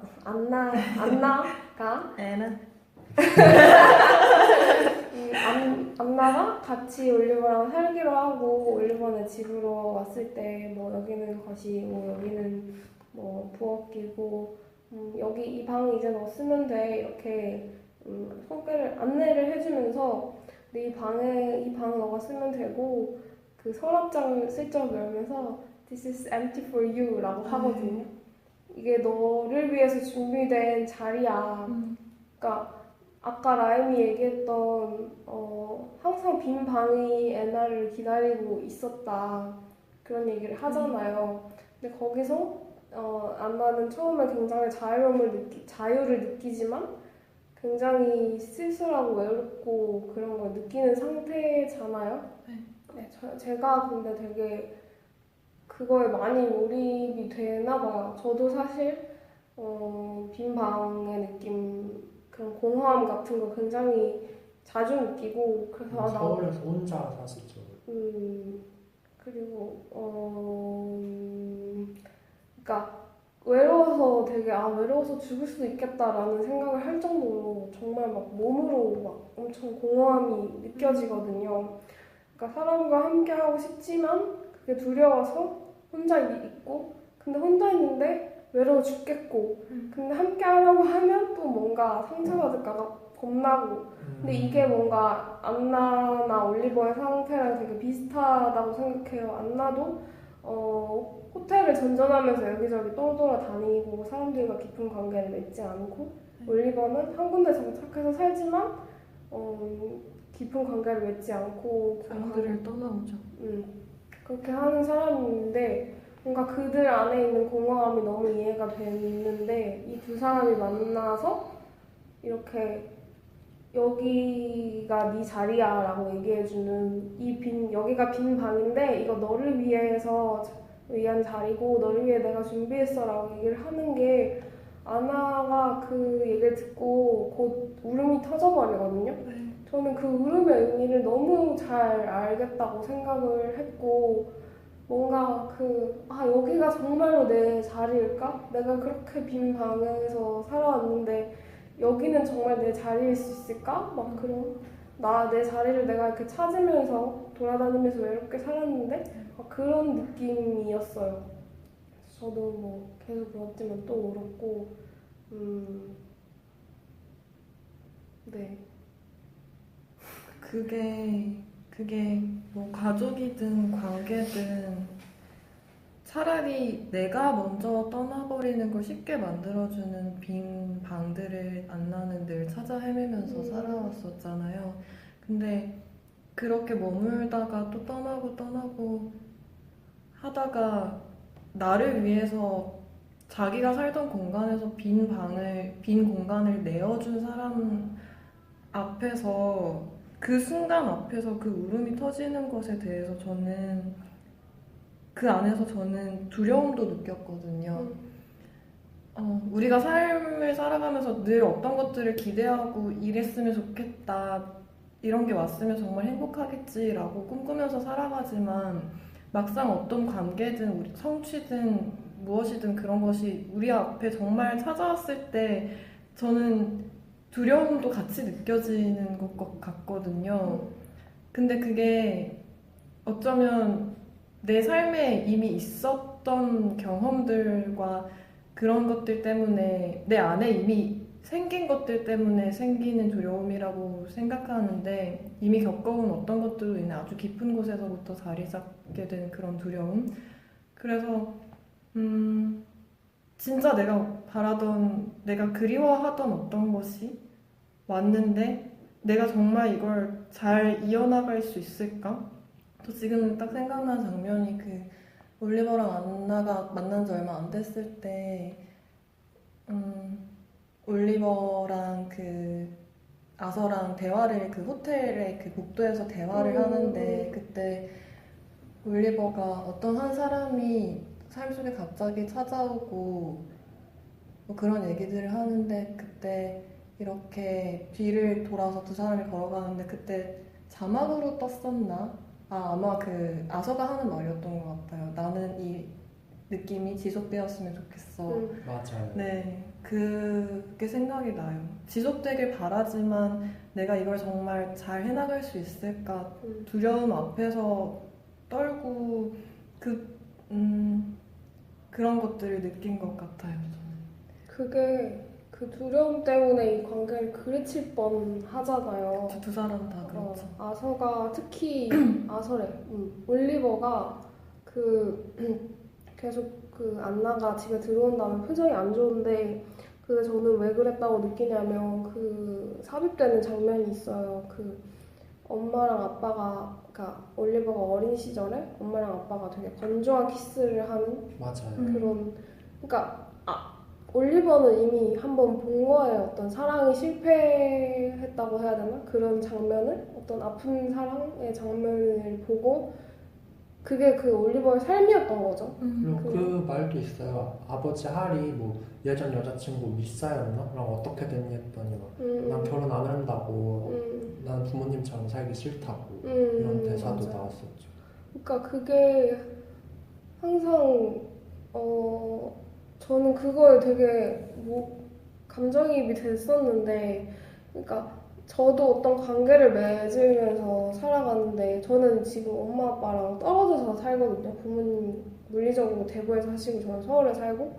근데 어떤 관계를 맺을 때 뭐 관계를 시작하거나 관계에서 좀 트러블이 생기거나 이러면 항상 내가 태어나서 처음으로 맺었던 관계들을 떠올려요. 그 관계에서 받은 상처들이 너무 크고 그게 아직도 치유가 되지 않았기 때문에 아직 제 안에 이렇게 아픈 걸로 남아있으니까 다른 관계를 시작할 때 항상 그게 걸리고 항상 같은 패턴으로 행동하게 되고, 근데 그러면은 또 그렇게 비슷한 결과를 낳게 되고 비슷한 상처를 또 받고, 그럼 이 상처가 계속 더 깊어지고, 그렇기 때문에 저는 올리버가 그렇게 살아왔을 거라고 생각하거든요. 부모님의 관계를 보면서 받았던 상처, 부모님 서로가 줬을 상처도 있을 거고 올리버가 받은 상처도 있고, 근데 그게 치유가 되지 않은 상태에서 지금까지 뭐 누구를 만나든 비슷했을 거라고 생각해요. 그리고 안나도 아버지로부터 받은 상처가 있으니까 그렇게 둘 다 상처가 많은 사람이어서 그렇게 사람들을 많이 떠나고, 그러면서도 서로를 또 알아보고 그런 것 때문에 그 두려움이 그들이 하는 대사에서도 나타나는데, 제가 느낀 거는 그 너를 죽일 거야 라는 대사를 둘이 번갈아 가면서 하게 되는데, 처음에는 그 안나가 있는 호텔에 둘이 있을 때 전화가 걸려왔는데 안나가 받지 않죠. 그래서 올리버가 왜 안 받냐고 물어보니까 저거 분명 아빠일 거라고, 근데 아빠는 자기한테 계속 죽고 싶다는 얘기를 한다는 거를 이제 올리버랑 그 전화 통화하는 상황극을 하죠. 네. 마치 비포 선라이즈처럼 그런 식으로 하면서 알게 되고 그렇게 자기에 대해 알게 된 올리버한테 막 이제 너를 죽여야겠어 라는 말을 하기도 하고 또 그 나중에 시간이 흐르는 올리버도 같은 말을 해요. 이제 너를 죽여야겠어. 내가 너를 사랑하게 됐으니까 라는 말 하는데 이렇게 너를 죽이겠다는 말도 진심은 아니지만 두려웠던 거죠. 이렇게 자기한테 소중하고 너무 사랑스러운 소중한 거죠. 그치, 차라리 죽여서라도 내가 가지겠다. 아 그건 아닌 것 같아요. 좀 두려움이 있었던 것 같고 근데 저는 이제 저희가 약간 올리버랑 안나에 관한 이야기를 많이 했는데 사실 올리버의 어머니와 아버지도 이 영화에 자주 등장하는데 저는 어머니에 대해서도 한번 얘기해보고 싶어요. 저는 어머니를 보면서도 마음이 되게 그랬던 게 그 어머니가 박물관인가 미술관인가에 가서 그 작품들과 교감을 하면서 막 이렇게 이상한 포즈를 취하는데 막 그 경호원이 다가와서 그 제재를 하고 이러니까 같이 이렇게 나가면서 어머니가 올리버한테 어린 올리버한테 너도 착한 시민이 되는 게 좋니? 라는 말을 한단 말이에요. 저는 글쎄요 왠지 모르겠지만 그냥 그 질문이 되게 좋았어요. 저는 싫거든요. 저도 싫거든요. 저도 착한 시민이 되게 답답하게 싫거든요. 있는 것 같아요. 그래서 저는 어머니가 가지신 어떤 그 상황 속 어머니의 상황과 삶 속에서 가질 수밖에 없었던 고독과 어떤 답답함들이 그런 우리가 그 어머니의 행동들을 보면서 느꼈던 어떤 그런 무언가 어긋났는데 무언가 굉장히 쓸쓸하고 무언가 표출하고 싶어 하는데 여전히 뭔가 안에서 풀리지 않은 채로 남아있는 그런 감정들을 느끼게 한 것이 아닌가. 저는 지금 라임의 얘기를 들으면서 처음으로 딱 드는 어떤 생각이 있는데 그 전까지는 어머니가 되게 쓸쓸하고 외로워 보이는 표정을 짓고 있고 아버지가 키스도 되게 건조하게 해주고 아버지에 대해서 올리버에게 뭐 별로 감정이 없는 사람이다 이런 식으로 얘기를 하는 걸 보고서 아버지가 불만을 가지고 있다고만 생각을 했었거든요.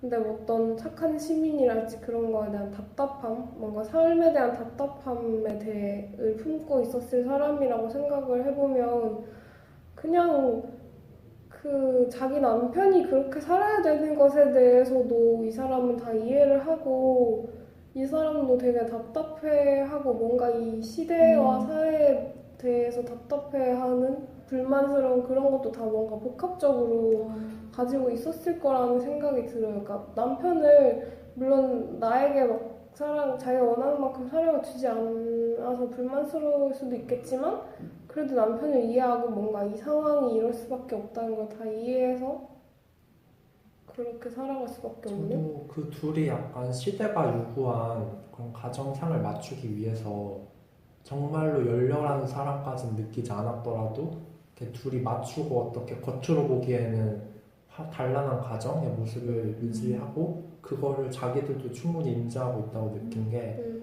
뭐 그런 말도 나오잖아요. 뭐 결혼하기로 했을 때 어머니는 유대인이기를 포기했고 아버지는 게이이기를 포기했다. 각자 그 둘이 서로에게 맞아요. 뺄 수 없는 정체성이잖아요.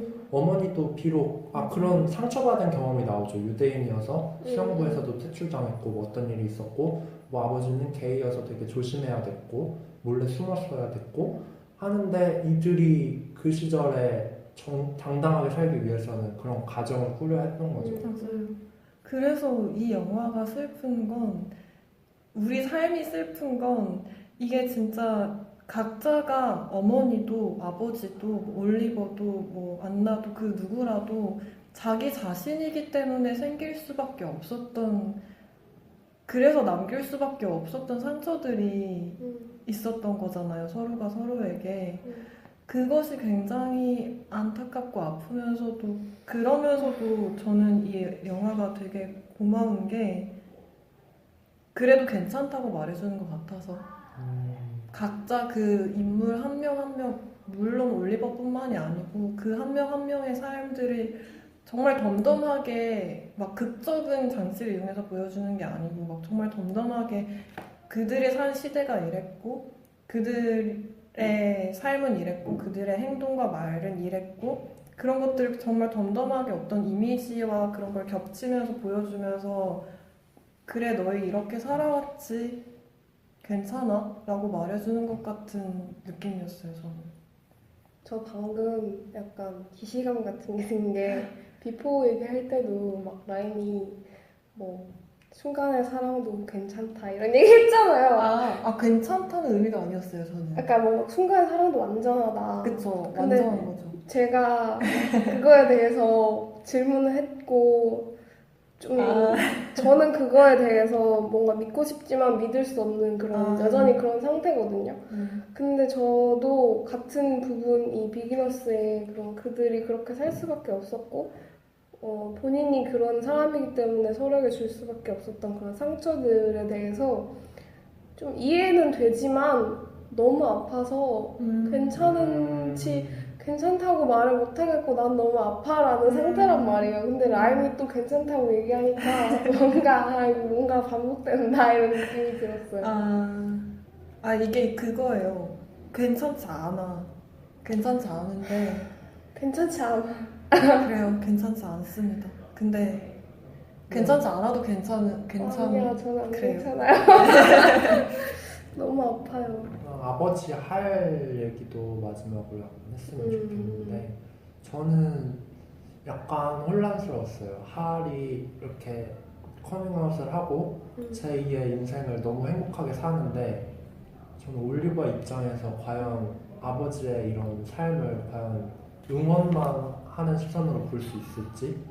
왜냐면 아버지로 인해 어머니가 힘들어하는 모습을 올리버는 너무 잘 봤고 지금에서 이렇게 기쁘게 웃는 아버지를 보면 기쁘기도 하지만 한편으로는 좀 뭔가 맺히는 게 있을 것 같아서.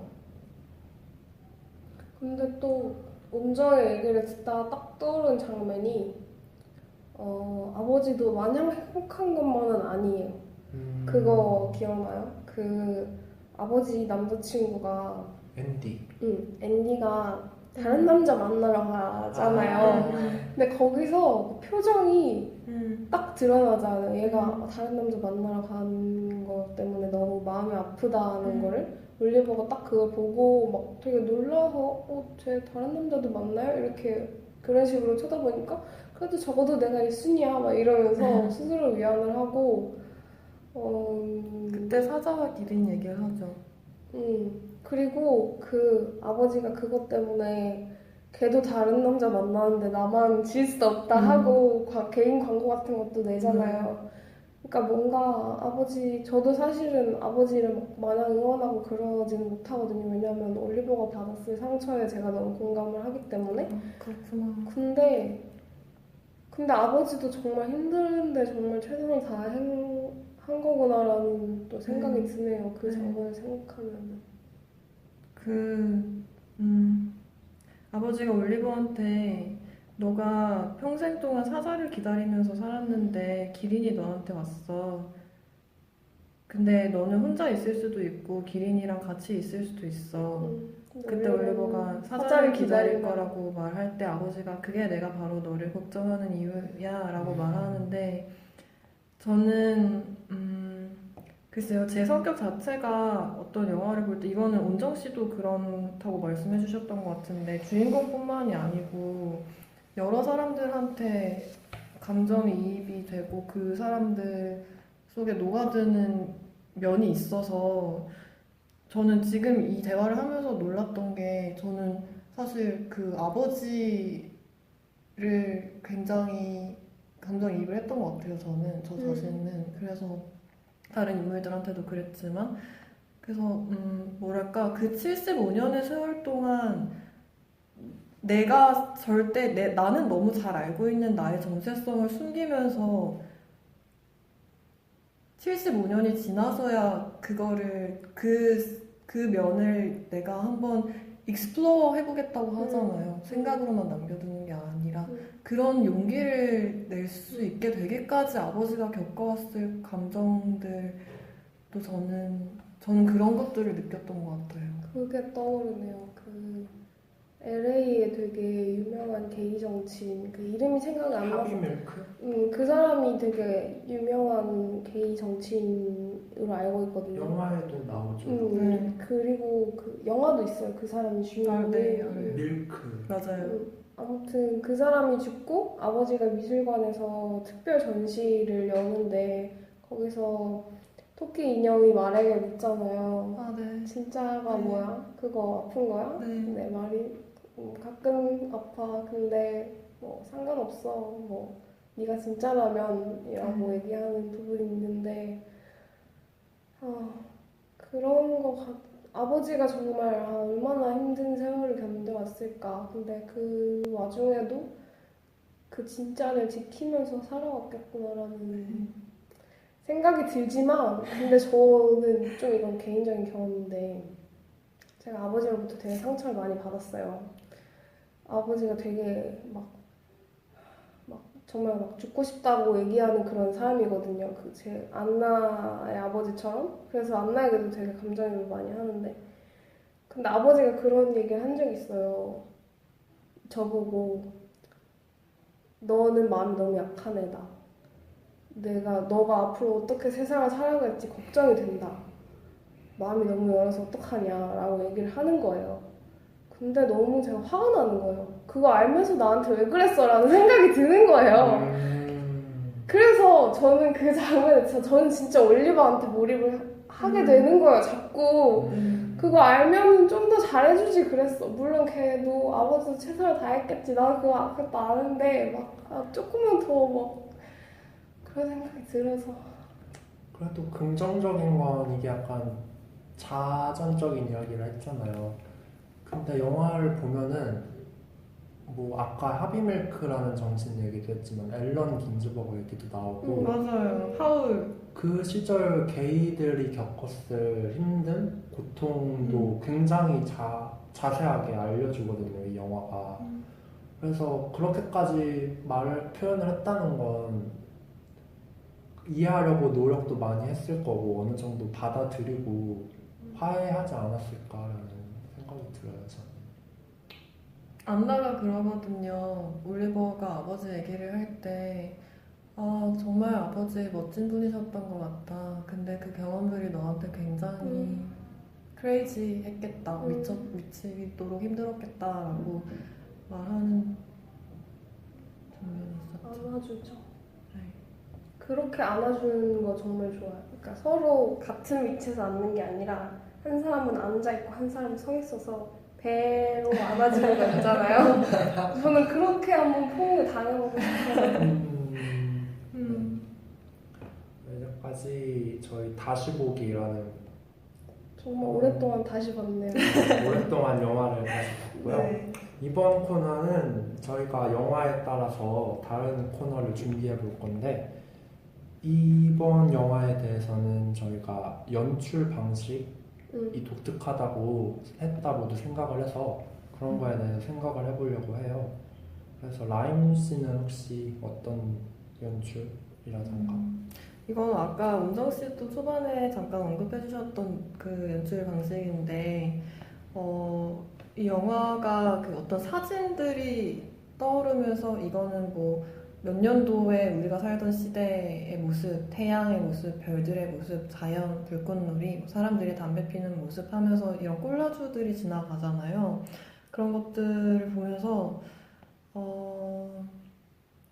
제가 느낀 거는 한 인간을 이루고 있는 것은 그러니까 그 인간의 주변을 이루고 있는 풍경들이고 시대상이기도 하다라는 생각을 느끼게 됐는데 그 초반에 그 올리버가 잭 러셀 종인 그 아서랑 대화를 하면서 너가 너라고 생각하지만 사실은 그 유전자는 몇 세대 앞에 다른 누군가가 너에게 심어준 거고 저는 그 말이 인간한테도 통한다고 생각하는 게 우리는 내가 나라고 생각하지만 스스로가 어찌할 수 없었던 그러니까 말하자면 나의 통제력이나 나의 의지가 반영되지 않은 어떤 주변의 세상과 시대와 심지어는 우리가 태어나기 전에 있었던 일들까지도 우리를 구성하는 것들이 되니까 그런 것들을 뭔가 그 이미지들을 보면서 느꼈던 것 같고, 동시에 아까 그 안나가 사랑한다고 말할 때 모습이 이렇고 울 때 모습이 이랬고 그런 것들을 느낄 때 운정 씨가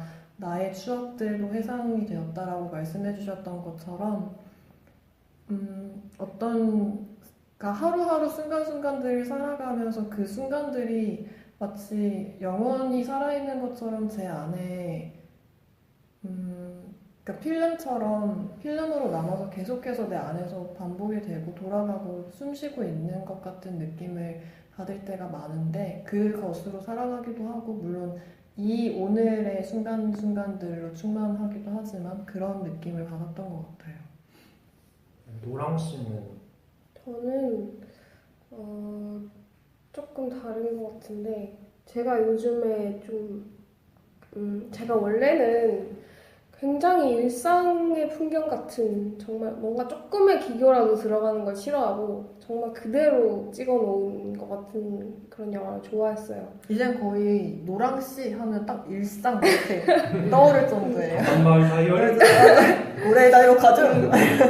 그랬는데 조금만 뭔가 이상한 기교랄까 그런 게 들어오면은 현실 장면과 조금 다르다라고 생각되는 것들이 들어오면 되게 싫어하고 저건 뭐 진짜 아니야 이렇게 생각을 하고 그랬었는데, 요즘은 오히려 그게 더 진짜일 수 있겠다는 생각을 하거든요. 그러니까 우리가 그냥 살아가다 보면은 그냥 일상의 풍경들도 보지만 막 영화를 봐서 막 정말 끔찍한 장면이나 정말 환상적인 마법 같은 장면을 경험하기도 하고, 어떤 순간은 그냥 시간이 그냥 이렇게 1분 1초 이렇게 똑똑똑똑 흘러가지만 똑같이 경험하는 게 아니고, 어떤 장면은 굉장히 오래 머물러서 그걸 정말 뭐 사진을 보듯이 이렇게 보게 되기도 하고, 그런 것들을 보여줄 수 있는 영화를 요즘 좀 그런 영화에 열리고 있는 그런 시절이라고 생각을 하거든요. 터닝 포인트. 저 새로운 뭔가 즐거움을 알아가고 있는데, 이 영화에서 뭐 드로잉이나 뭐 사진이나 이런 것들을 보여주는 장면이 저는 그렇게 우리가 세계를 경험하는 방식들을 그러니까 그 올리버가 세계를 경험하고 있는 방식들을 우리에게 보여준다고 느꼈어요. 그쵸, 제목들도 보면 진짜 올리버가 경험한 것들과 경험 있는 약간 슬픔의 역사, 잘못된 결혼을 한 최초의 부부, 최초의 게이, 과거에 짓눌린 현재, 막 이런 제목들의 맞아요. 그림이잖아요. 그리고 그 장면들이 근데 여전히 제 취향이기도 한 게, 제가 굉장히 정적인 장면들을 좋아해요. 이 영화가 전체적으로 되게 뭐가 많이 톤이 되게 일정하다고 해야 되나 하면은 뭔가 어지럽지 않고 되게 정적인 느낌이기도 하고, 그런 사진들을 보여주는 장면이 이렇게 딱 보여주니까 되게 정적이잖아요. 그런 것들이 책 읽는 거랑도 되게 비슷하다는 생각이 들고, 이렇게 한 장 한 장 넘겨서 보여주는 것처럼. 그리고 뭐 두 사람이 실제로 책을 고르고 서로 책을 읽어주면서 대화를 하는 장면도 있거든요. 그게 막 이런 그 올리버가 읽어줬던 책은 좀 슬픈 인생을 살았던 여배우 같은 사람들 책인데, 막 그걸 읽어주니까 안나가 나 이거 무슨 얘기인지 알겠어, 이거 덮어버려 이렇게 얘기를 하고, 그냥 조금 야한 얘기가 나오는 그런 책이 있었나 봐요. 우리 이거 보자 이런 식으로 얘기를 하는데, 근데 이게 사실은 책을 보자는 얘기가 아니라 어떤 슬픈 삶에 대해서 얘기를 하는 게, 뭔가 슬픈 삶을 살아가는, 뭔가 슬픈 감정에 빠지는 그런 것에 대한 비유고, 우리 그냥 우리 그냥 뭐 이런 거 하자라고 얘기하는, 이런 거가 뭡니까? 그러니까 그냥 뭐 책을 읽는 것도 사실은 그냥 책을 읽는 게 아니라 살아가는 것의 일부잖아요. 그러니까 그런 게 되게 좋았던 것 같아요. 그러니까 그 영화 안에서 등장인물들이 체험하는 것을 우리가 객관적으로 제3자 입장에서 보는 것이 아니고 우리도 그것을 같이 체험하게끔 느끼게 만들어줬던 거죠. 그리고 뭔가 그러니까 우리가 일상의 시간들을 그렇게 일상적으로 경험하지 않는다. 우리는 이런 식으로도 경험할 수 있다라고 얘기를 하는 것 같아서 좋았어요. 저는 비슷한 맥락으로 영화 초반부에 나레이션 하면서 올리버가 과거에 살 맞아요. 때 아버지는 하리 처음 커밍아웃 했던 장면을 떠올리는데 이런 대사를 해요. 아, 그때 하리 아버지가 보라색 옷을 입고 있었던 것 같은데 아닌가? 하면서 그 화면이 또 다른 옷을 입은 하리 똑같은 대사를 하는 그런 장면이 이렇게 겹쳐지면서 맞아요. 나오는데 이것도 사실 제가 이번 학기에 어떤 수업을 듣는데 거기서 소설의 표현 기법과 관련된 내용을 많이 배워요. 근데 거기서 배웠던 것 중에 인상 깊었던 게 서술자를 믿지 말라는 거였어요. 그 도스토옙스키 단편들을 읽는 수업인데 도스토옙스키. 네, 저 장편 솔직히 아니거든요. 장편이 중요한데 저는 까라마조프를 읽었습니다. 대단하다. 거대한. 와우. 여튼 거기서 도스토옙스키가 표현하고 싶었던 것이 교수님의 말에 의해도 저희가 과거를 떠올리거나 어떤 말을 할 때 온전히 순수한 1인칭이 될 수가 없다는 거예요. 왜냐하면 내가 이 말을 하면서도 자기 검열을 하고 이 말을 듣는 상대방의 생각을 해서 또 말을 바꾸기도 하고 또 내 기억이 완전하지 않으니까 뒤죽박죽이 되기도 하고 그래서 이런 것들이 저희 현실에서도 그렇잖아요. 막 나는 이렇게 기억하고 있는데 얘한테 듣는 얘기는 또 다르고 그래서 올리버도 그래서 제 생각에 아마 보라색 옷이라고 떠올린 건 주로 퀴어를 상징하는 색깔이 보라색이 많아서 그렇게 생각하지 않았나? 맞아요. 착각하지 않았나라는 그런 생각을 했어요. 그게 그냥 내가 이렇게 착각했다라고 말하는 게 아니라 실제로 보여주잖아요. 맞아요. 그게 우리가 보는 그 영상이 올리버 머릿속에 재생되고 있는 그 영상인 맞아. 거죠. 그쵸. 그래서 그런 연출들이 참 재밌었던 것 같아요. 맞아요. 독특했죠. 이전에 볼 수 없었던 것들이 있었으니까. 이 영화만에. 네. 그리고 이제 다음 코너는 저희가 그들 각자의 영화관이라는 코너인데요. 그들 각자의 영화관이 어떤 코너인지 노랑 씨가 간단하게 설명해 주세요. 이거는 그들 각자의 영화관인데요. 그야말로 그러니까 우리가 같은 영화를 보더라도 우리에게 그 영화는 다른 의미로 다가오잖아요. 다 다르게 보고 방금 얘기했듯이 다 다른 장면을 꼽아왔잖아요. 그것처럼 우리 각자에게 이 영화가 어떤 의미를 가져보는지 얘기해보는 시간입니다. 저부터 간단하게 얘기를 해보자면 저는 이 영화에서 할의 행동에 약간 용기를 얻었어요. 저도 어떤 용기냐면 남들은 다 늦었다고 생각할 나이잖아요. 73이었나? 75? 근데도 포기하지 않잖아요. 그러니까. 그 죽는 순간까지도 막 자기 매력적이라고 어필하는 그런 맞아요. 지원서를 쓰면서 너무 열심히 하고 싶은 걸 하면 사는 모습이 저는 뭐 이게 얼마 오래 갈지 모르겠지만 그런 모습에서 지켜봐 드릴게요. 용기를 뭔가 나도 이 팟캐스트도 그렇고 뭔가 하고 싶은 게 있으면 나도 할처럼 열심히 해보자 라는 그런 생각이 들었던 것 같아요. 그리고 사실 이거는 대사로도 나오는데 할은 정말 자기 삶을, 자기 정체성을 누르고는 살았지만 자기 삶을 사랑했고 열심히 살았고 또 올리버가 질문할 때 우리는 사랑했어, 어머니를 사랑했어 라고 말하는 게 사실 저는 그분이 말씀하시는 건 다른 차원의 사랑이었겠지만 진짜라고 생각해서 네. 맞아요. 완전히 거짓된 삶을 살았을 것 같지 않아요. 맞아요. 절대. 그분은 맞아요. 저에게 이 영화는 굉장히 아픈 영화인데, 제가 어렸을 때 받았던 상처로 인해서 관계에서 겁을 내는 것이나 그런 것들이 너무 떠오르게 만들어서 제가 항상 하는 생각이 있는데 이러면 또 망하려나 싶기도 한데 그러니까 이 영화를 본 이후부터인지도 모르겠는데 이 영화를 좀 오래전에 봤으니까 내가 이렇게 나한테 이렇게 아픔이 있는 것처럼 아픔이 있는 사람을, 그러니까 올리버가 애나를 만난 것처럼 그런 사람을 만나서 나도 용기를 내고 싶다라고 생각을 하는데, 근데 사실은 할처럼 용기를 내야 되는데 나는 그렇게까지는 하기가 힘든 거야. 그러니까 누군가 한번 딱 날 알아봐줬으면,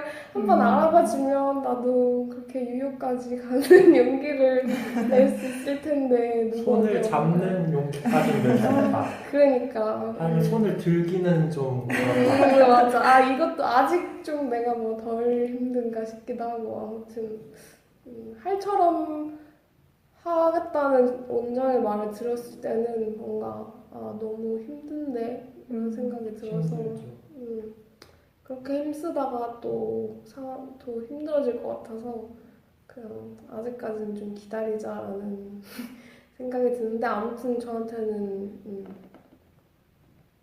그럼 이제 그렇지. 옆에서 아서라는 강아지가 이렇게 말해주는 거지. 용기를 내. 극적인 일이 벌어질 거야. 이렇게. 저는 제가 이 영화를 몇 년 전에 처음 봤을 때는 제가 좋아하는 친구들이 이 영화를 추천해줘서 저도 그 추천을 받고 아마 맞아요. 그때 봤었는데 정말 좋았고, 그때 제가 남겼던 이 영화에 대해서 제가 남겼던 문장이, 어떤 영화는 그 영화 자체가 가지는 이미 그 이상의 의미를 가진다였는데, 저에게 그때 느낌이 어렴풋이 남아있는데 이번 팟캐스트를 준비하면서 두 번, 세 번 다시 보면서 또 다시 느끼게 된 것이, 어쩌면 그때보다, 뭐 그때도 그랬겠지만 지금의 저한테 또 다시 절실하게 필요했던 영화였다라는 생각을 하게 됐고, 왜냐면 그때 당시보다 저는 어쩌면 지금 더 어떤 시작이라는 것이나 관계라는 것에 대해서, 사람에 대해서 두려움이 많아진 사람이 되어버렸거든요.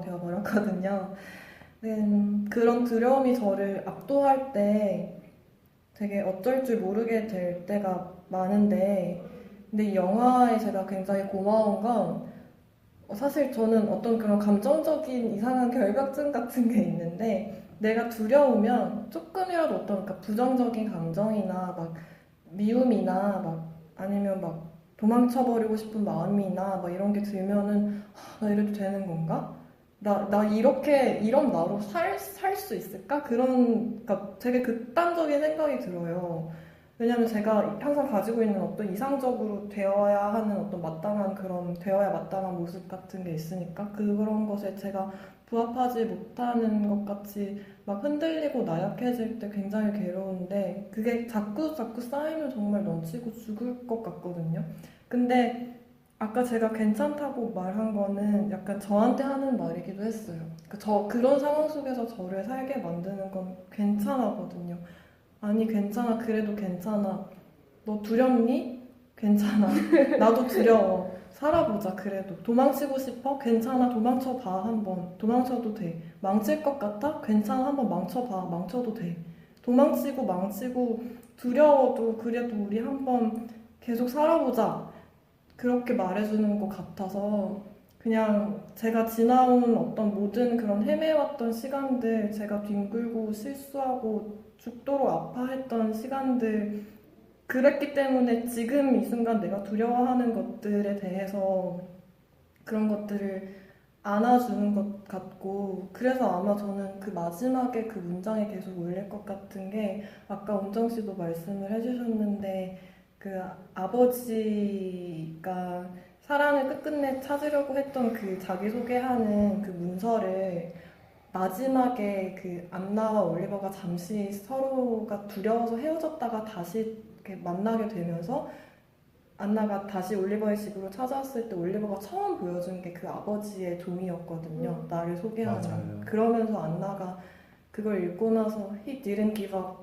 그는 포기하지 않았구나 라고 말하는데, 그래서 저는 제가 포기하지 않길 바라고, 사람들이 포기하지 않길 바라고, 그냥 어떤 상황, 어떤 삶 속에서도 끝끝내 하염없이 그들을 안아줄 무언가, 그게 사랑이든 뭐 자기 자신이든 그런 무언가가 있다는 걸 포기하지 않길 바라고, 제가 노래를 추천할 수 있다면 제가 오랫동안 사랑해온 노래인 제이슨 브라즈의 I Won't Give Up을 추천하고 싶습니다. 네. 이렇게 저희 얘기해봤는데 좀 저희한테도 위로가 되고 눈물 흘릴 만큼 따뜻한 영향을 주는 네. 영화였는데요. 네. 그래서 저희 마지막 코너로 이렇게 좋은 영화를 추천해주고 싶어서 당신을 위한 상영관이란 코너를 준비했어요. 그래서 이 코너는 저희가 만약 이 영화를 상영한다면 누구에게 어디서 혹은 어떤 방식으로 보여주고 싶은지 그런 방식을 자유롭게 얘기해보는 코너인데요. 먼저 얘기하고 싶으신 분 있나요? 제가 할까요? 네. 저는 이 영화를 아무래도 사실 안 봐도 돼요, 아무도. 나만 보면 돼. 나는 별로 틀고 싶지도 않고 그냥 혼자 가끔 보고 싶을 때 보고 싶고, 그냥 아까도 말했던 거 반복인데 좀 이렇게 살아보고 싶네요. 이런 사람을 만나서 나도 용기를 내고 싶다. 저는 이 영화를 누구에게 틀지는 잘 모르겠지만 빈 방에 홀로 있는 사람들이 보면 좋겠다고 생각했어요. 이 영화는 여러 명이서 함께 볼 영화는 아닌 것 같고요, 제 생각에. 맞아요. 빈 방에서 외로울 때, 뭔가 위로가 필요할 때 혼자서 이 영화를 봤으면 좋겠어요. 그 누구도 신경 쓰지 않고 정말 오롯이 담겨서 울 수도 있고 내가 이 영화를 느낄 수도 있고 할 수 있는, 네, 그 애나 같은 사람들이, 그러니까 호텔 그렇게 전전하면서 1인용 방? 호텔 1인용 방에다가 틀어놓으면 되겠네요. 좋을 것 같아요. 저는 이 영화를 보면서 아까도 잠깐 말씀드렸지만 어떤 영화들은 내가 이 영화를 처음 봤을 때부터 내가 이 영화를 다 알고 다 느끼고 있다라고 생각했는데 사실 시간이 많이 지나고 나서 그 영화를 다시 봤을 때는 또 내가 그때는 보지 못했던 것들이 보이고 느껴지고 할 때가 많잖아요. 더 깊이 소화될 때도 있고.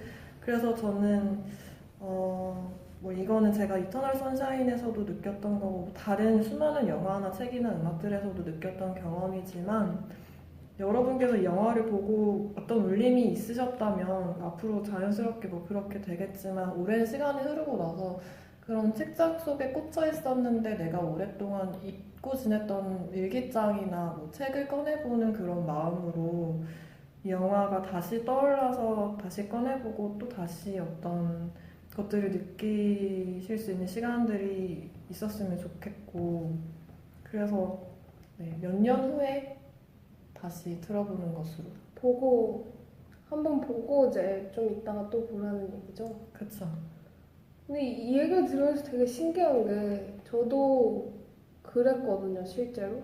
예전에 한번 보고, 그러니까 2015년인가 14년인가 한번 보고 2016년에 그냥 왠지 모르게 다시 한번 봤고, 근데 이번에 또 봤어요. 그 왜 이러지? 왜 이런 일이 발생했지? 영화에 마력이 있는 거. 근데 진짜로 봤는데 막 처음에 봤을 땐 너무 울어서 못 봤던 장면들이 다 다시 보이고. 네, 여러 번 보면 그런 점이 좋은 것 같아요. 그게 진짜 너무 신기한데요? 그러니까 이게 약간 제가 삶에 대해서도 그렇고 영화에 대해서도 그렇고 막 자신감이 넘치고 막 내가 이걸 다 알고 있고 막 나 이제 두려운 거 없고 막 이러다가도 또 시간이 지나면 막 내가 또 막 쪼그라들어 있고 막 다시 두려운 게 또 많아지고 막 이런 것들이 있어서 저는 뭔가 네, 그러니까 그냥 딱 한마디로 정리를 하자면 두려운 분들, 두려워하고 있는, 그게 어떤 것이든 두려워하고 있는 분들한테 삶을 다 사랑하고 내가 알고 있고 자신감이 넘쳤었는데 다시 처음처럼 두려워진 분들한테도 추천해드리고 싶어요. 계속 두려우면 어떡해요? 계속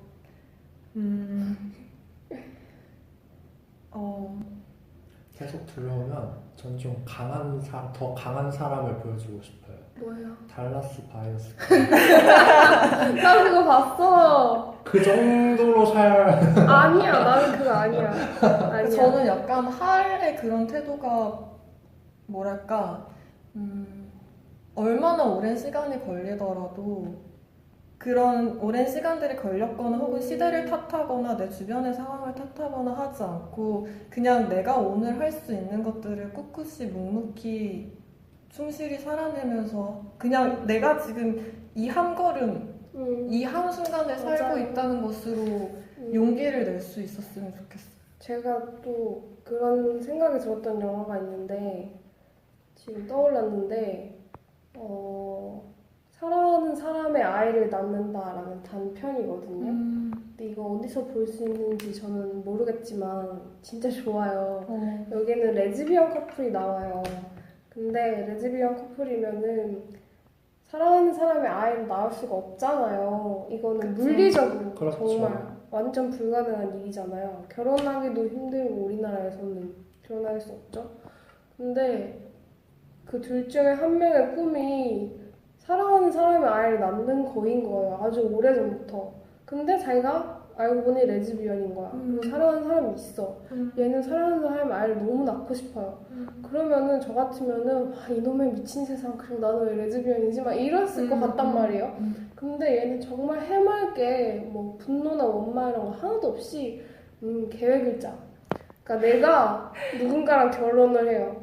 그래서 애를 남자를 낳든 뭐 여자를 낳든 그럼 뭐 아무튼 남자를 낳고 다른 그 친구가 내가 사랑하는 친구가 또 결혼해서 애를 낳아요. 그 여자를 낳는 거지. 그러니까 아들이랑 딸을 하나씩 낳는 거야. 걔네들을 결혼시켜서 애를 낳는 거야. 그러면 사람의 아이가 태어나는 거잖아요. 근데 영화를 보시면 아실 텐데, 그러니까 이렇게 얘기하면은 되게 기괴하고 약간 그로테스크해 보이긴 그런데 영화는 얘네 둘이 정말 예쁘고 해맑고 아까 할에 대해서 라임이 얘기한 것처럼 뭔가 좌절하지 않고 내가 지금 여기서 할 수 있는 이 한 걸음을 그리고 뭔가 이상한 뭐 과학적인 방법 뭐 이런 거 개발해낸 거는 이런 거 아니고 정말 현실에서 할 수 있는 그 최선의 방법이잖아요. 그래서 저는 이 영화를 보고 나도 뭔가 이렇게 길게 보고 천천히 그렇지만 내가 원하는 것을 잃지 않고 이렇게 즐겁게 갈 수 있었으면 좋겠다라고 생각을 했거든요. 그래서 그 영화를 추천하고 싶네요. 봐야겠어요. 네, 저희 오늘 방송 정말 약간 걱정되는데 너무 길어졌구나. 길지만 하고 싶은 말들 서로 다 할 수 있어서 아직 남았어 나는. 그건 방송 끝나고 하는 걸로. 너무 좋았는데 네. 이게 시간이 없어서 정말 간단하게 오늘 녹음 어땠는지만 말하고 마칠게요. 아니 무슨 말해요? 일단 저는 시간을 약간 어떻게 조절해야겠다는 생각이 들었지만 속은 후련했어요. 다행이다. 속은 후련했습니다. 다른 분들은? 저는 오늘 원정 씨 얘기도 많이 들을 수 있어서 좋았고, 네, 정말 노랑 씨 말처럼 하고 싶은 말들은 끝도 없겠지만 우리는 나중에 술자리에서 우린 할 말이 너무 많아요.